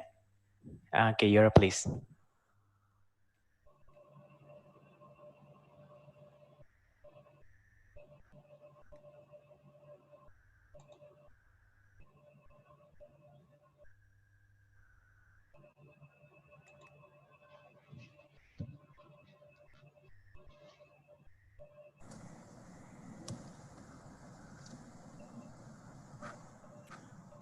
Okay, Miss Mary Handayani, you want to ask questions? Oh no, it's unmute suddenly. Okay, others, please.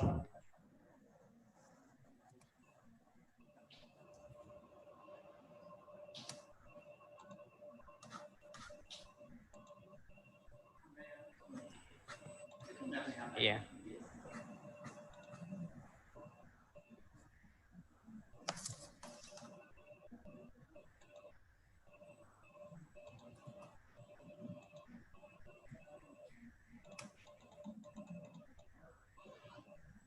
Hello, audience.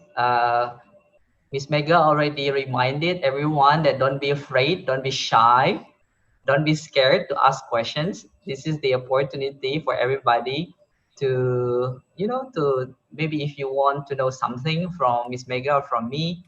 So I think we will be very happy to answer the questions. All right, everyone can ask questions in English or Bahasa Indonesia. It's okay, we'll help you to translate later.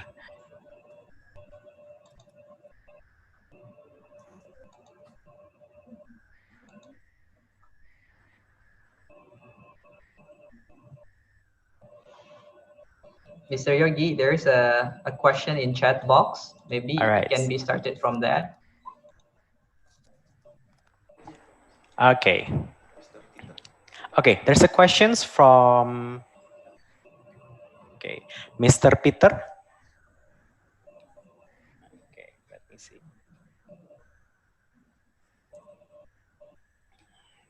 Wait a second.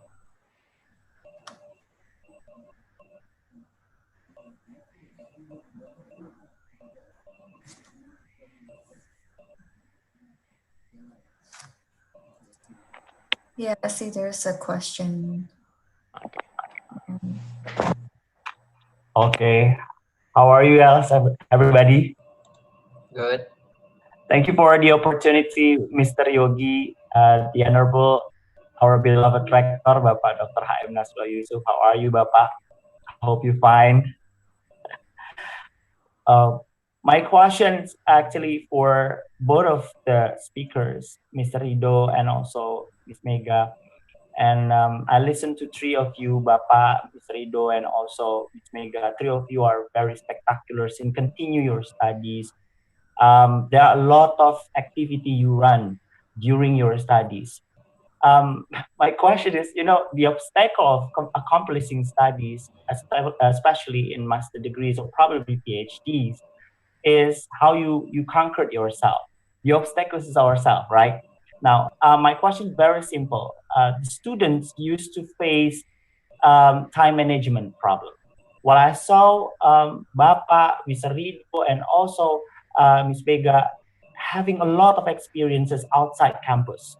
How you guys manage that, especially relates to your advisory, your times to finish your studies, as well as your opportunity to finish your programs such as like volunteering and join organizations, social activities such as like that. Because that was three of the speakers, starting from Bapak, Ms. Rido, and also Ms. Mega, are very inspiring, especially relates to having not only having hard skills from the classroom, but adding that from activity outside the classroom. So how you manage those activities, especially we know that master's program or PhD programs having a lot of agendas to finish, and we have due time, right? We have a limited time. How you guys finish that? How you guys actually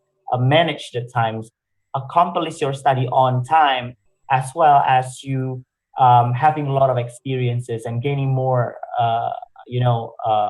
opportunities to find more knowledges. Thank you very much. All right, so Miss Mega, you try to answer now. Thank you for the questions and thanks for the opportunity to answer. I actually have the same problem during studies and basically all of my life, because I think it's not a unique problem for a person or two. It's a very, very common problem. And fortunately, there are now a lot of resources that you can use to help you choose how to prioritize, because prioritizing, I think it's the key. When you have too many priorities, there is no priority anymore. They said, kalau terlalu banyak prioritas, sudah tidak ada prioritas lagi artinya. So you basically have to choose which ones are the most important, for example, based on the deadline, based on, for example, if you're in college, what are the mandatory courses that you must take that have the risk. If you don't take that course, you'll have the risk not to graduate, for example, because I think every program has mandatory, or most programs have mandatory courses. And also based on the existing schedule. So there are a lot of apps that I used to visualize my schedule, because sometimes it's just so confusing. There are a lot of things and you don't know which one is clashing with which. So first you can probably draw on your calendar manually, but also there are apps, for example, Coursicle, Coursicle, Coursicle. You can enter your the course that you are interested in, for example, and the activities, and it will tell you which ones are clashing, and you can probably choose from there. Oh, I need to prioritize this one instead of the clashing one. And then, to be honest, you cannot prioritize just like within 5 minutes. It takes a lot of processes. After you you shortlist and you choose and you review, is it too many hours of work for you? Do you have time to socialize? Do you have time to balance yourself? Do you have time to pay attention to your family or to pray? That's also considerations that you have to take. So take those steps, and probably it will take a lot of refinement.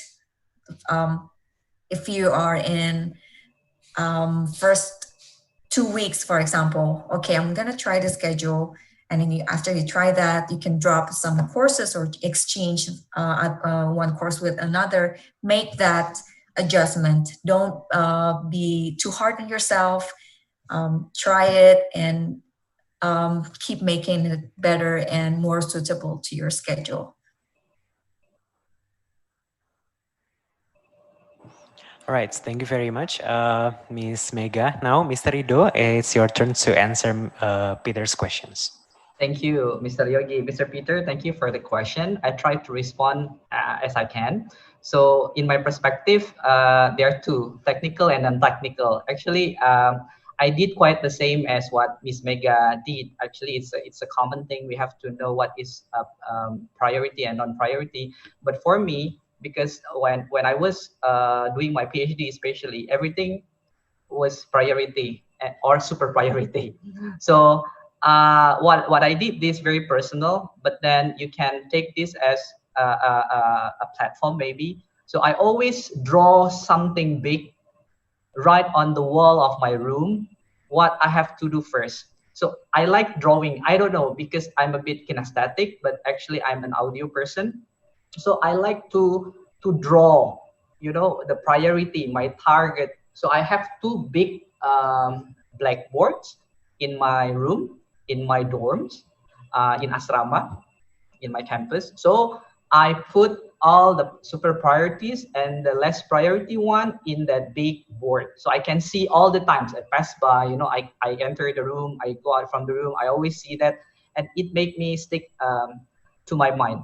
Right, that's number one, something which is technical. And another technical thing that I always do is that I always, get out or go out from my bedroom at 8 o'clock in the morning. I try to discipline myself. So I always go out from my bedroom, from my dorm. I don't want to stay in my bedroom because I will fall asleep.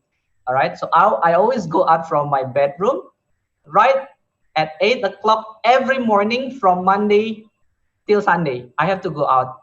It's either going to library, to faculty, to research center, or doing sport or exercises or watching movie or doing anything. But the most important thing is I go out from my bedroom at 8 o'clock in the morning and I come back at 8 o'clock p.m. So I have to be outside of my bedroom for 12 hours at least, doing all the activities. So that's two technical things. Number three, is that something which is technical. I always have my audio recorder that I always bring anywhere I go. So every time I see books, every time I see good things, every time I meet people, I always record it in my recorder. I always have that in my pocket, and it's always charged. So then after I can listen to them. I give you an example. So I attended this conference. I presented. There were so many questions coming from the audiences. So after I finished my presentation, I approached all of those who were critical to my presentation. I interviewed them. That's what I did when I was studying. So I talked to them, I discussed them, then I record. And the recorder, I always bring, and I always listen everywhere I go. So I always bring the recorder with me. So I was always reminded by things good around me. That's number three. That's technical. Number two, it's a non-technical. Non-technical. Number one, I have to say that this is the thing that you need to always establish with your professors, with people around you, especially. So I never pretended to my professors that I knew everything. So I said I didn't know this. I didn't know this. I needed more consultation. I needed more input. I needed more support from you. I was down. I was unhappy. I was sad. I talked to my professors very freely because they also they told me from the very beginning, they called me Akhyar. Akhyar, this will be a very lonely journey. You will be alone, but you cannot be feeling lonely. That's important. That's what they said to me. So this is a lonely journey, but then you cannot be lonely because when you feel lonely, you will be stressful and depressed. So you can talk to us anytime you want to talk to us. So I could say that my professors are one of the most valuable assets of my study. Another thing, this is something that I wrote in my PhD dissertation. This is secret. Maybe Pak Rector also just listened to me. So I mentioned the university and the foundation, and I always keep that in my mind that I have to go back home as soon as possible to contribute to the people in my province, in my university. And I wrote that in my dissertation. So I thank them for this opportunity that I want to go back and contribute. Even I mentioned some people who helped me, then it always stick to my mind. The head of finance, Bu Indah, I mentioned that actually because she always supports me in the good and the bad. For example, we need to establish communication with these people. Also, my best friends. Miss Mega mentioned about positive people around is also important. I need to tell you that my supervisors are both very tough. One is Singaporean, Singaporean is very tough and intolerable in many things. And then number two, Indian, and both are prominent professors. When they see grammar mistake in the very first page, they don't want to read my paper, my draft. So they're very tough with this. So they always told me, read again, go back, read again, go back. Don't be down. If you're unhappy with my treatment, you can tell me that you're unhappy, for example. They're very open-minded. Number two, besides building communication with your professors and with people around you, this is very important in my university life. According to my experience, is library. Library is very important. Library is the place where I always visit 7 days a week, 30 days a month, 360 days a year. So this place is always the my second home or my second bedroom. Even I fell asleep in library. So I was sick in library. I got cough in library. Pa Rector always talked to us also how beautiful the library in his university when he was in Colorado and in Michigan. So it's always a home, always a place you study in the library, not ha-ha-hee-heeing, not chit-chatting, not talking useless, but library is the place where you can study, and it's a hub for civilization. That's the future of you in the library, because my professor always said that you are what you read and you will be like what people around you, you know, that's the thing that I always think and stick to my mind. So maybe that's the thing that I can answer. I hope it helps a little bit, Mr. Peter. Right, thank you very much, Mr. Rido. Now, Mr. Rector, Bapak Nasrullah Yusuf, SMBA, please give also the comments on the same questions. Thank you, Peter. First of all, I want to ask you, are you still alone? You, you are not, you will not be a successful person if you are still alone. In Gajah Mada University, #1 university in Indonesia, that you study right now, so many beautiful girl there. So please take 1, 2, 3, 4.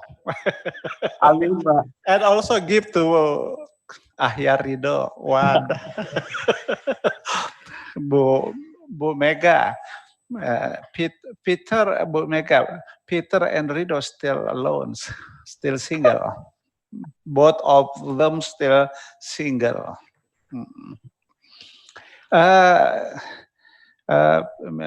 Peter, for time management problem. Yeah, some people, especially Indonesian people or Melayu people or Ciliwung people, Mega say that we have a problem in time management because in Indonesia we are not accustomed to strict discipline in managing time, where we have to study in campus, where we have to go to the mall, or when we have to relax, when we have to chat. We cannot, we don't have a different situation in Indonesian culture. But when we are in the state in USA, it's very different from our situation.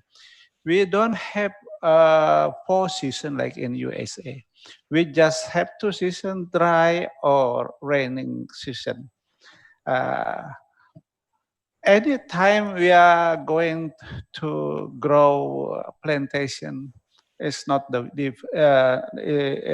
it's okay because the season in Indonesia is unlike in USA 4 seasons.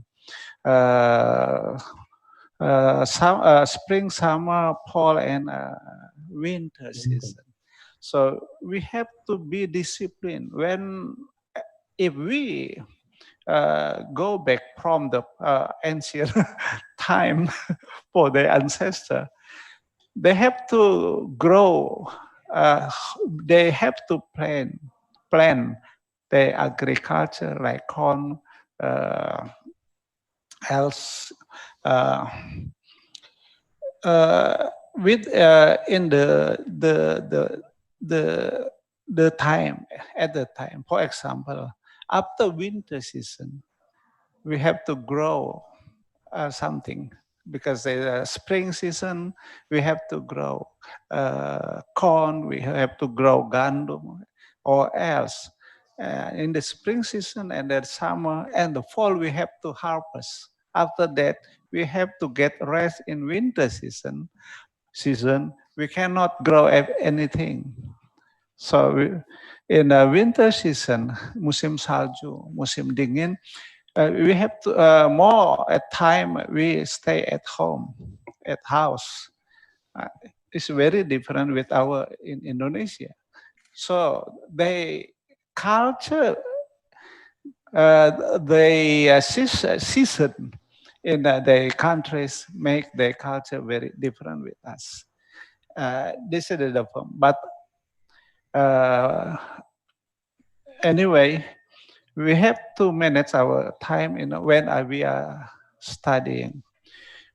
For me, time management is come from my house because my father is soldier and I am practicing karate from Japan, and I have been Japan in a Nakasone program for some months.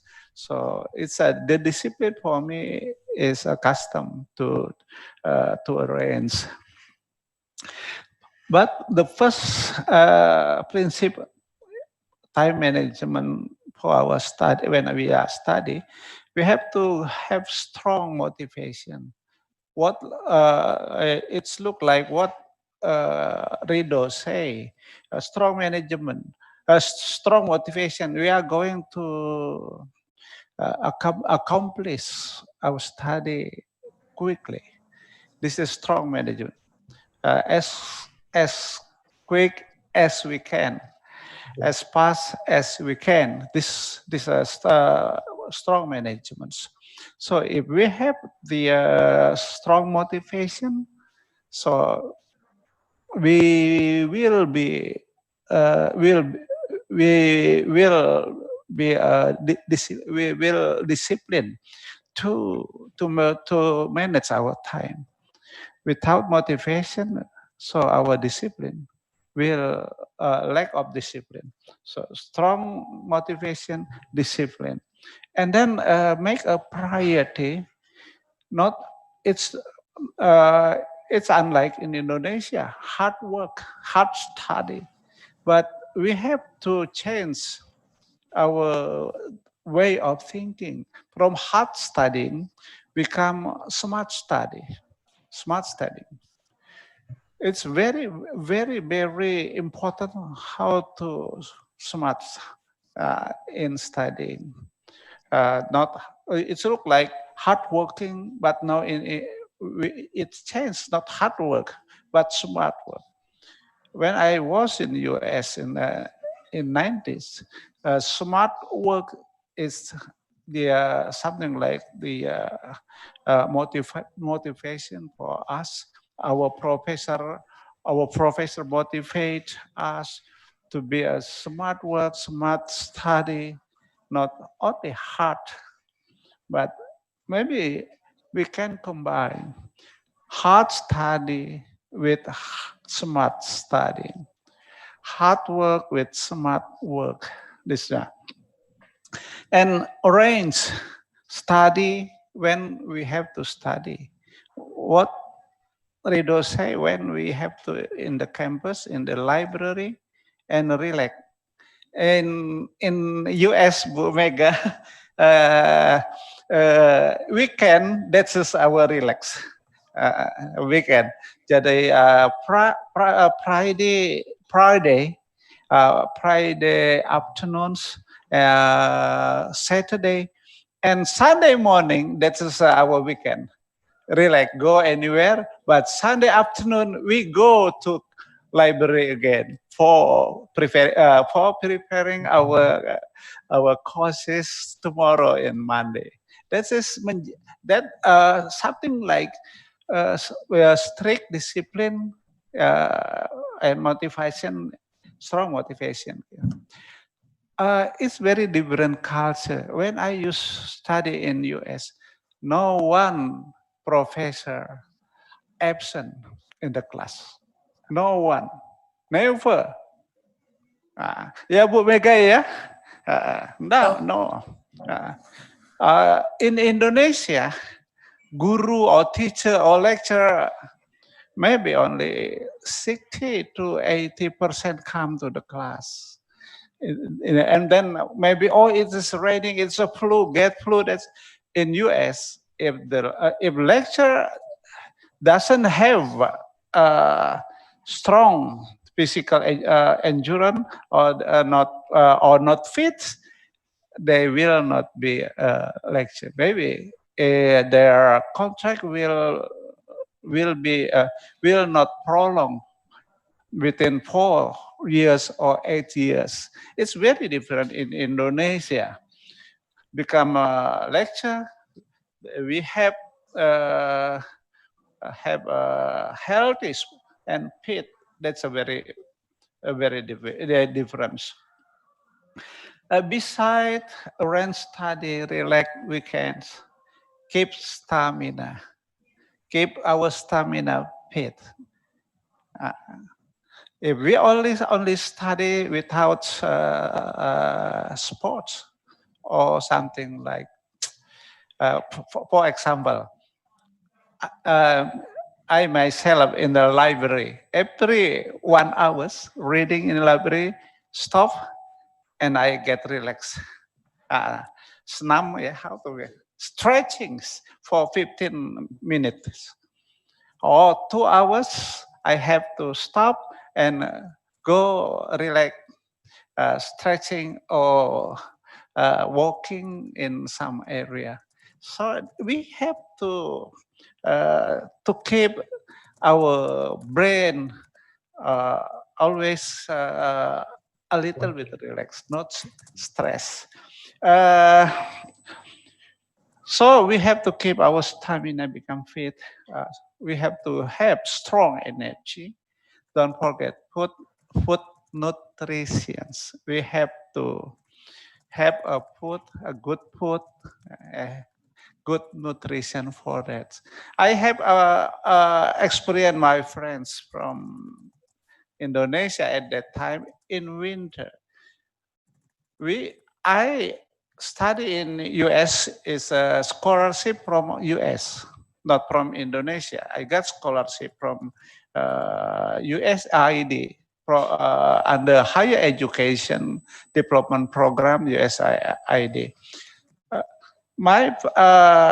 I have experienced my friends. They only eat something like rice or noodle or little bit eggs.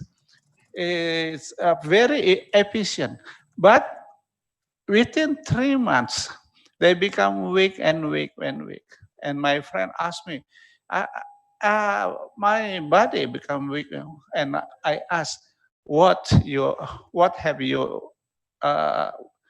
food you eat every day?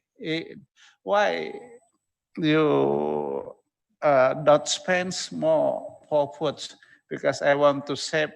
So after completing study, I will go back to Indonesia and I have a saving money. No, it is in winter. You cannot do that efficiently for food. You have to eat meat. You have to eat more milk, fresh milk. Without that, you will not have a strong condition. But for Peter, you are living in University of Gadjah Mada in Yogyakarta. But for you, maybe it's enough for you if you take, what do we call it in Yogyakarta? The food. Gudeg. Maybe you not enough have gudeg, only gudeg in Yogyakarta. But you have to combine to make your body strong and to support your brain strong. That's not only time management, but you have to manage your body, your endurance, to support your brains. This is my my experiences, my experience when I study, because I have a different situation when I used to be student in USA. I also have to manage my business in Indonesia. It's unlike today. At the time, I managed meeting from US uh, with uh, with by phone. Then in Indonesia they have a meeting. They speaker phone open. I speak from US. Uh, I, I explain, I manage, I give direction what to be done in our business. And then some of my staff give opinion with me. This very different. You are a full-time student. Me also full-time student, but I have different job besides study and with my family. And also Vice President of Indonesia at that time, Vice President Tri Sutrisno, assigned me to run Indonesian Expo in Chicago. At that time. So I have activities, not only study in my campus, but also I have to do outside activities in the campus. But I not suggest to you to do like me. Concentrate to your and focus for your study and accomplish your study as fast as possible because your fiance in Lampung waiting for you to get married. Thank you so much. Thank you so much. Maybe any question for different answer. All right. Thank you very much for Mr. Rectors for giving the insights about time management. The next questions we have three participants that actually have the same and integrated questions. So the question is from Miss Ngesti Rosa, Mr. Jepri Daud, and also Mr. Ferdi. So basically the question is that when you first study in Harvard, you will face lots of maybe culture shocks and a lot of things that make you uncertain. Could you tell us about what culture shock did you face, and then what is your biggest fear at that time, your biggest challenge, and finally how you adapt with that situations? So this question is for Ms. Mega and also Mr. Akhyar. Ms. Mega, please. Thank you for the question. It's a great question. And to be completely honest, culture shock was one of the things that added to my stress apart from the workload. It's really difficult. When I first arrived in the US, that was my first time in the US. I just left my family, I left my job, left my friends, and moved there. Didn't know anyone, did not know where to go when you need anything, language barrier, and a lot of study environment or education culture that I didn't know. For example, this might sound silly, but to speak in the class, I struggled speaking in the classroom. To ask questions or just to express my opinion, I really, if I can, I will avoid that. And I'm sure like a lot of you here have the same challenge. But the problem is that in the US, I don't know if Pak Rector experienced the same thing. Participation is very important. They actually encourage you to participate, to raise your hands, ask questions. It's even part of your grade.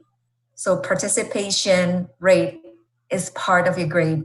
30%, sometimes it's 60% for negotiation class. For example, 50% of the grade is based on your participation, whether you ask questions or you present something or you speak about something or just give comments and add some way to the classroom. And actually that makes sense to me because, you know, for example, I learned or I was in this class on like communications class just to overcome this fear.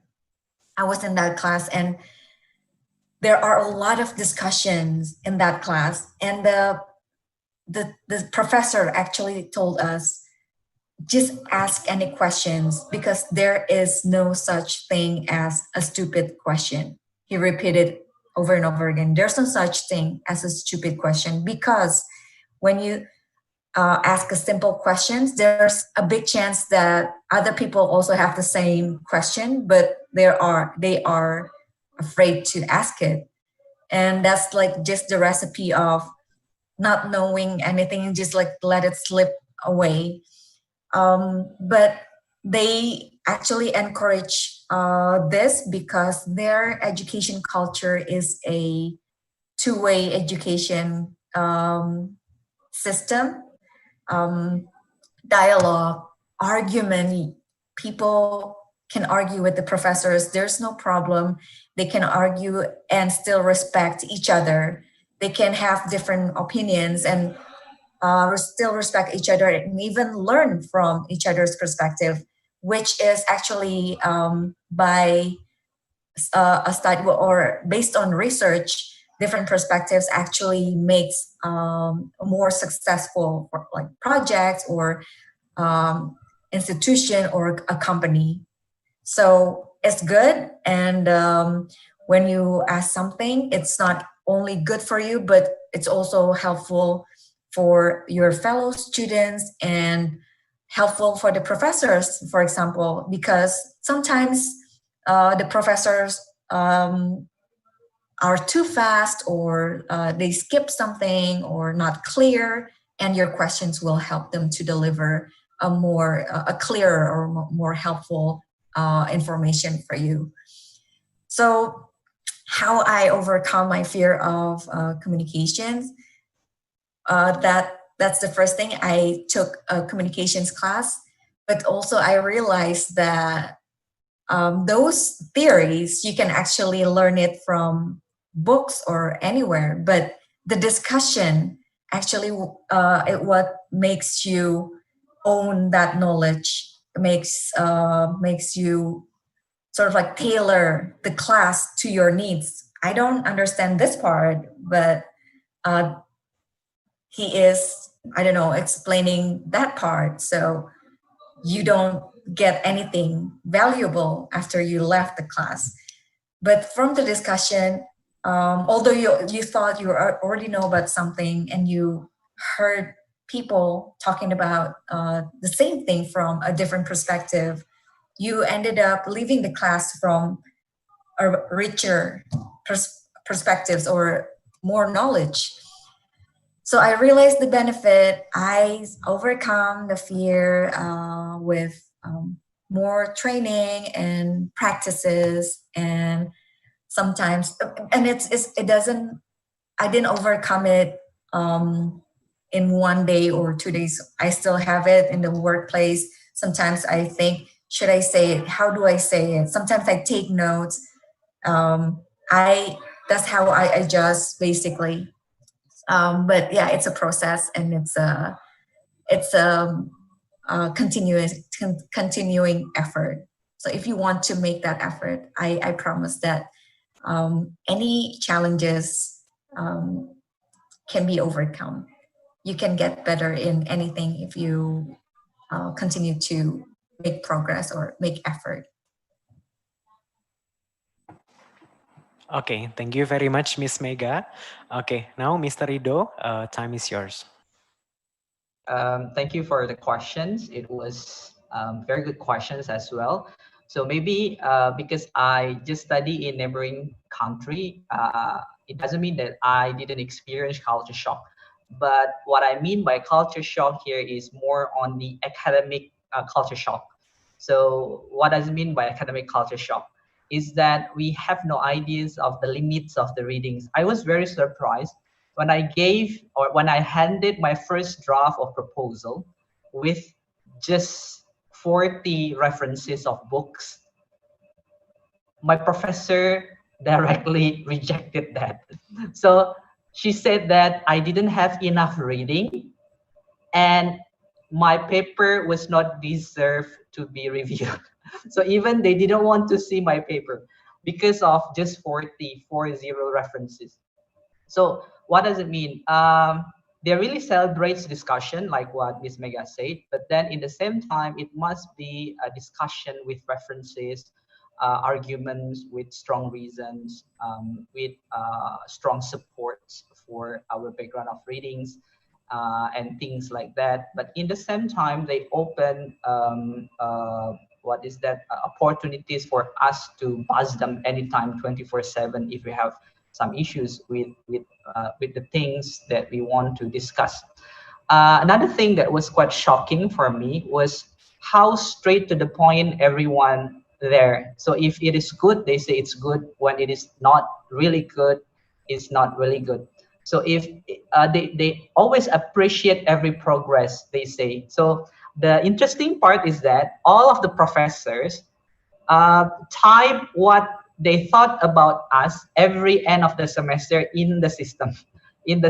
That was quite shocking for me. So they told everything about what did they see me as a student, as an academia. So they said that Akhyar needed strong readings about methodology, and he has great spirit in studying, quite tolerable in differences. They compile and summarize everything.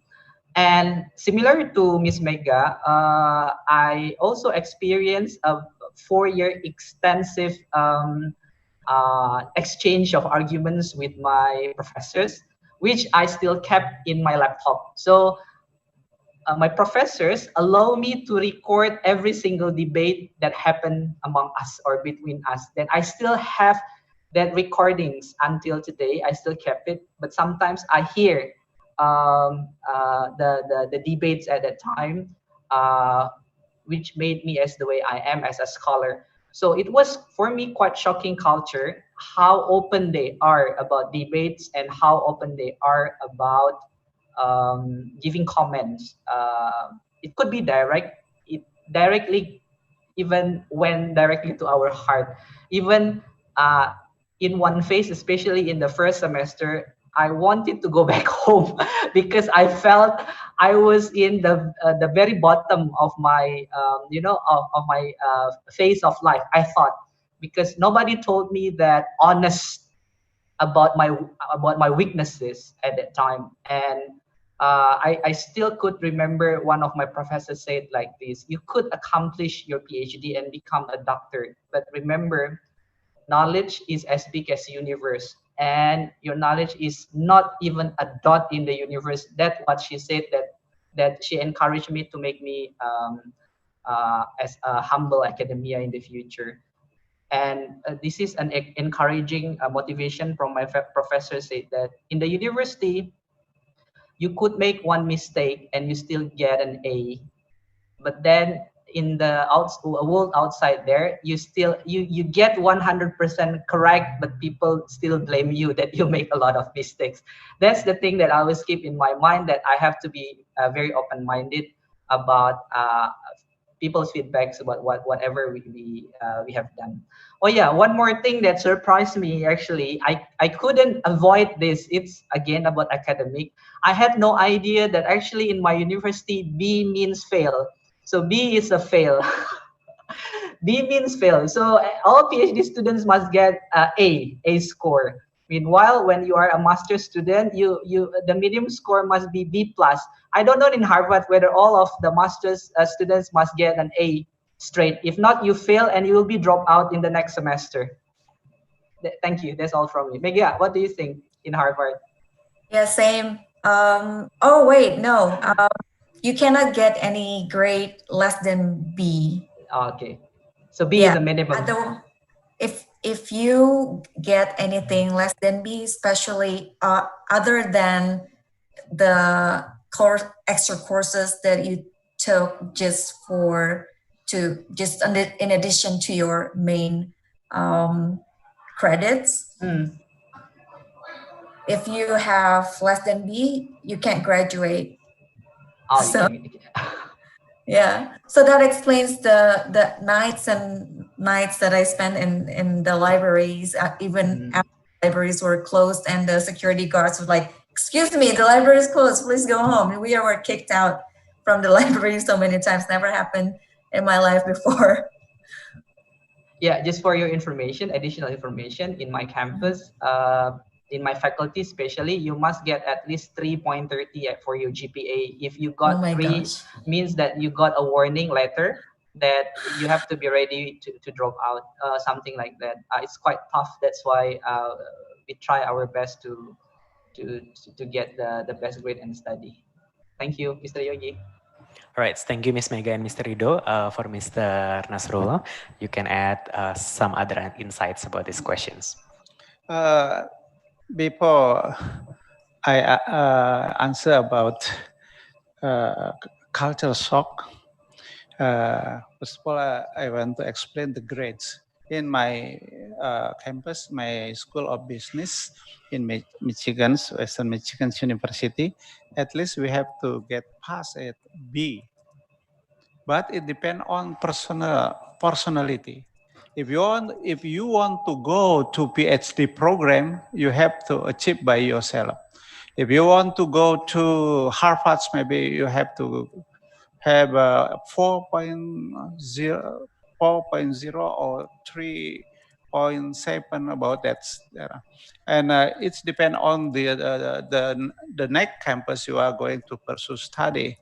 For in Indonesia, we need 3.3 in Indonesia at least. That's the difference. It depends on, and if we are going to take that, we can take again,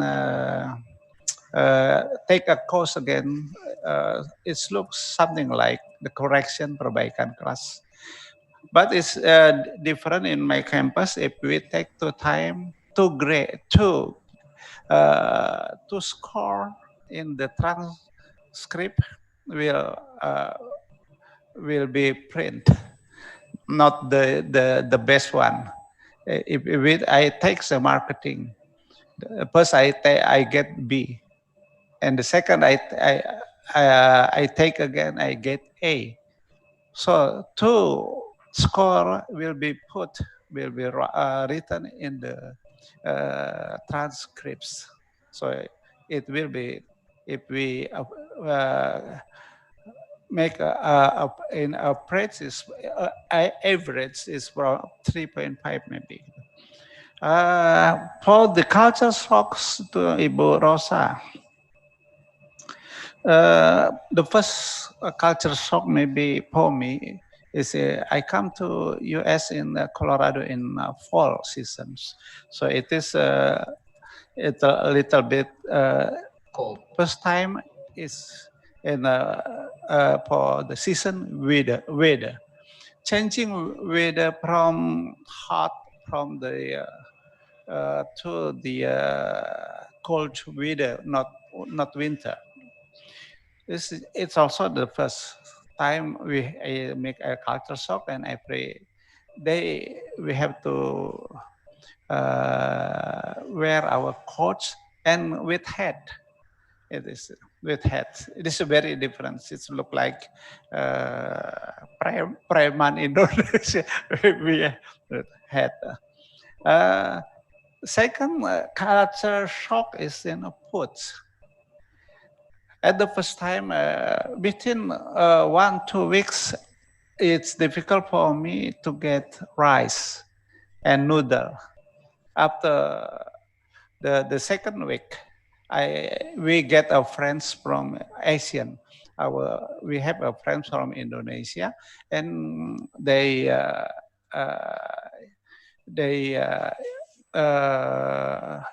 drop me to the Asian what do we call Bu Mega itu apa yang jual-jual mie dan sebagainya, yang apa namanya ya, warung begitu. Bodega.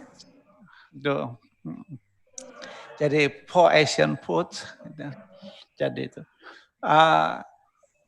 Within in 1 week, many of us buy food,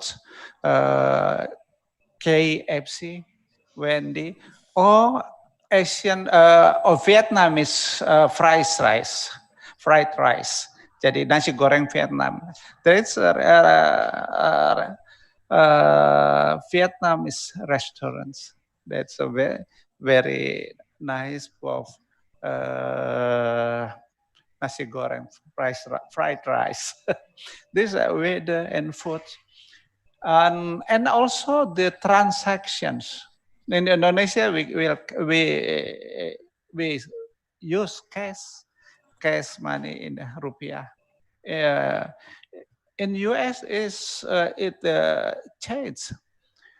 First time dollar. What the next week, that's just us to have a credit card.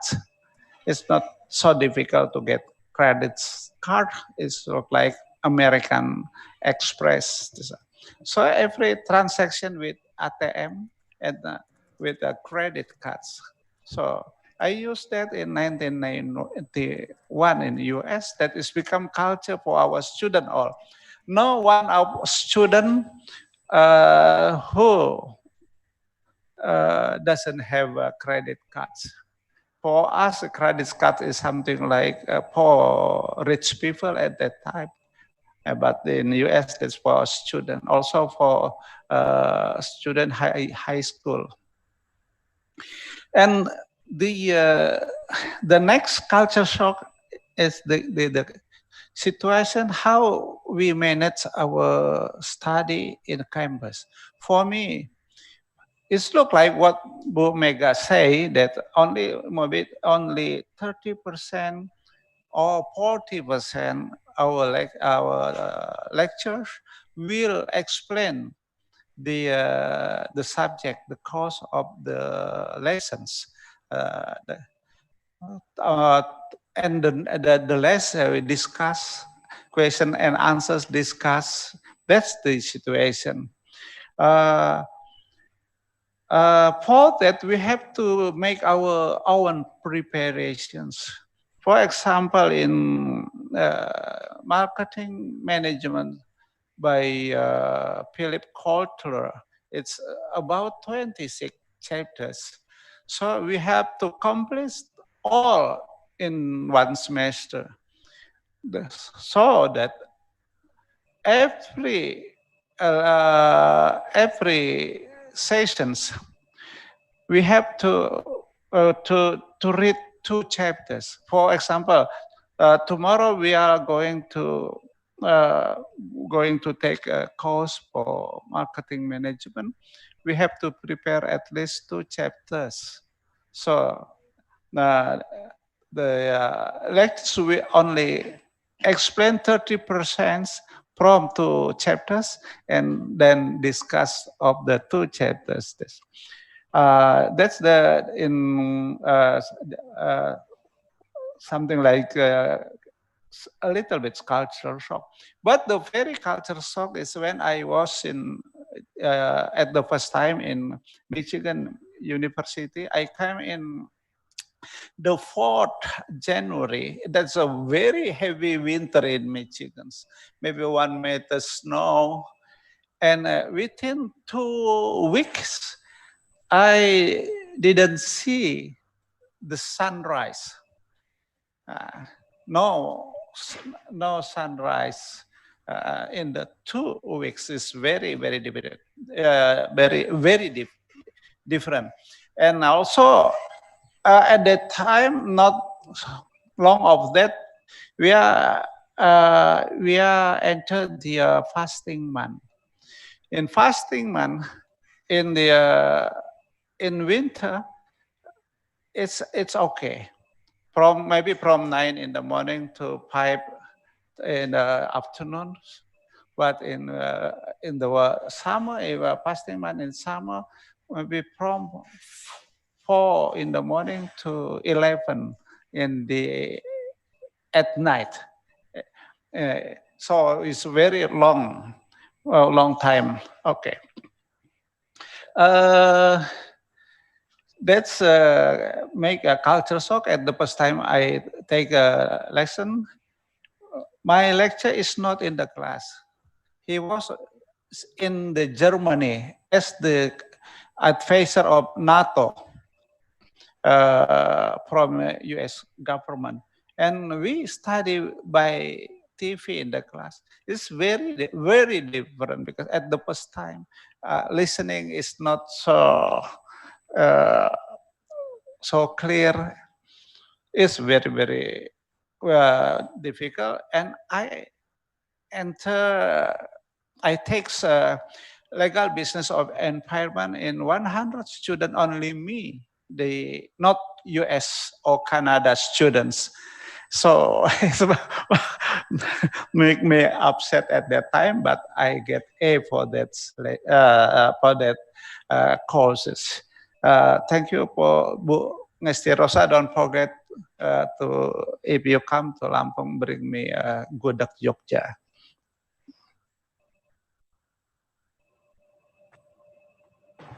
Okay, thank you very much for Mr. Nasrullah for additional insights about his experience during his study in the United States. So everyone and ladies and gentlemen, I should say sorry that we are limited by time. So now let me read the conclusion. From the speakers today, we got the valuable lessons and also insights that actually there is no secret for success in achieving your goals. It is all about starting your actions and managing your time, your health, and motivation that you want to achieve that goals.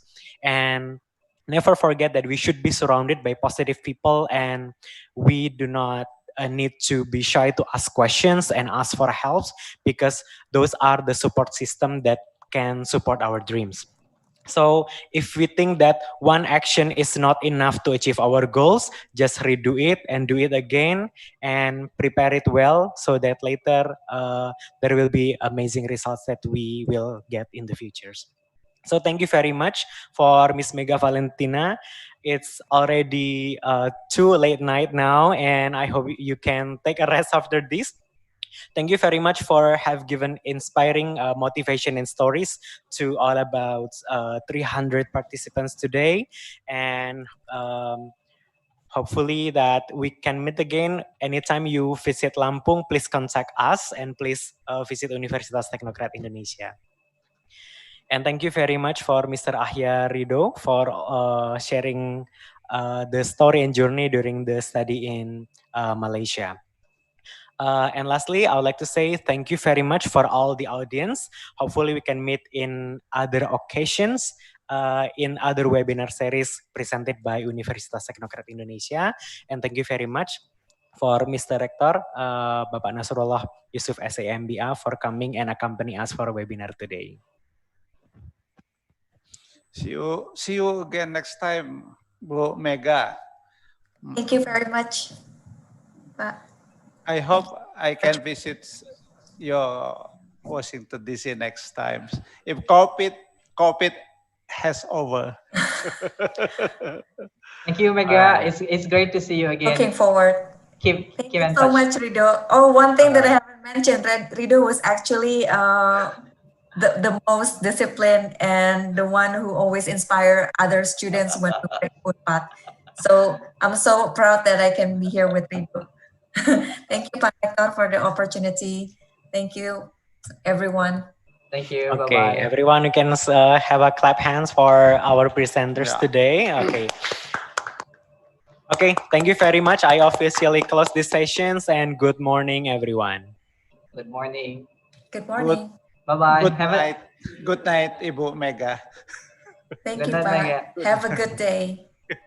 Bye-bye. Assalamualaikum. Bye-bye, everyone. Waalaikumsalam. Bye-bye.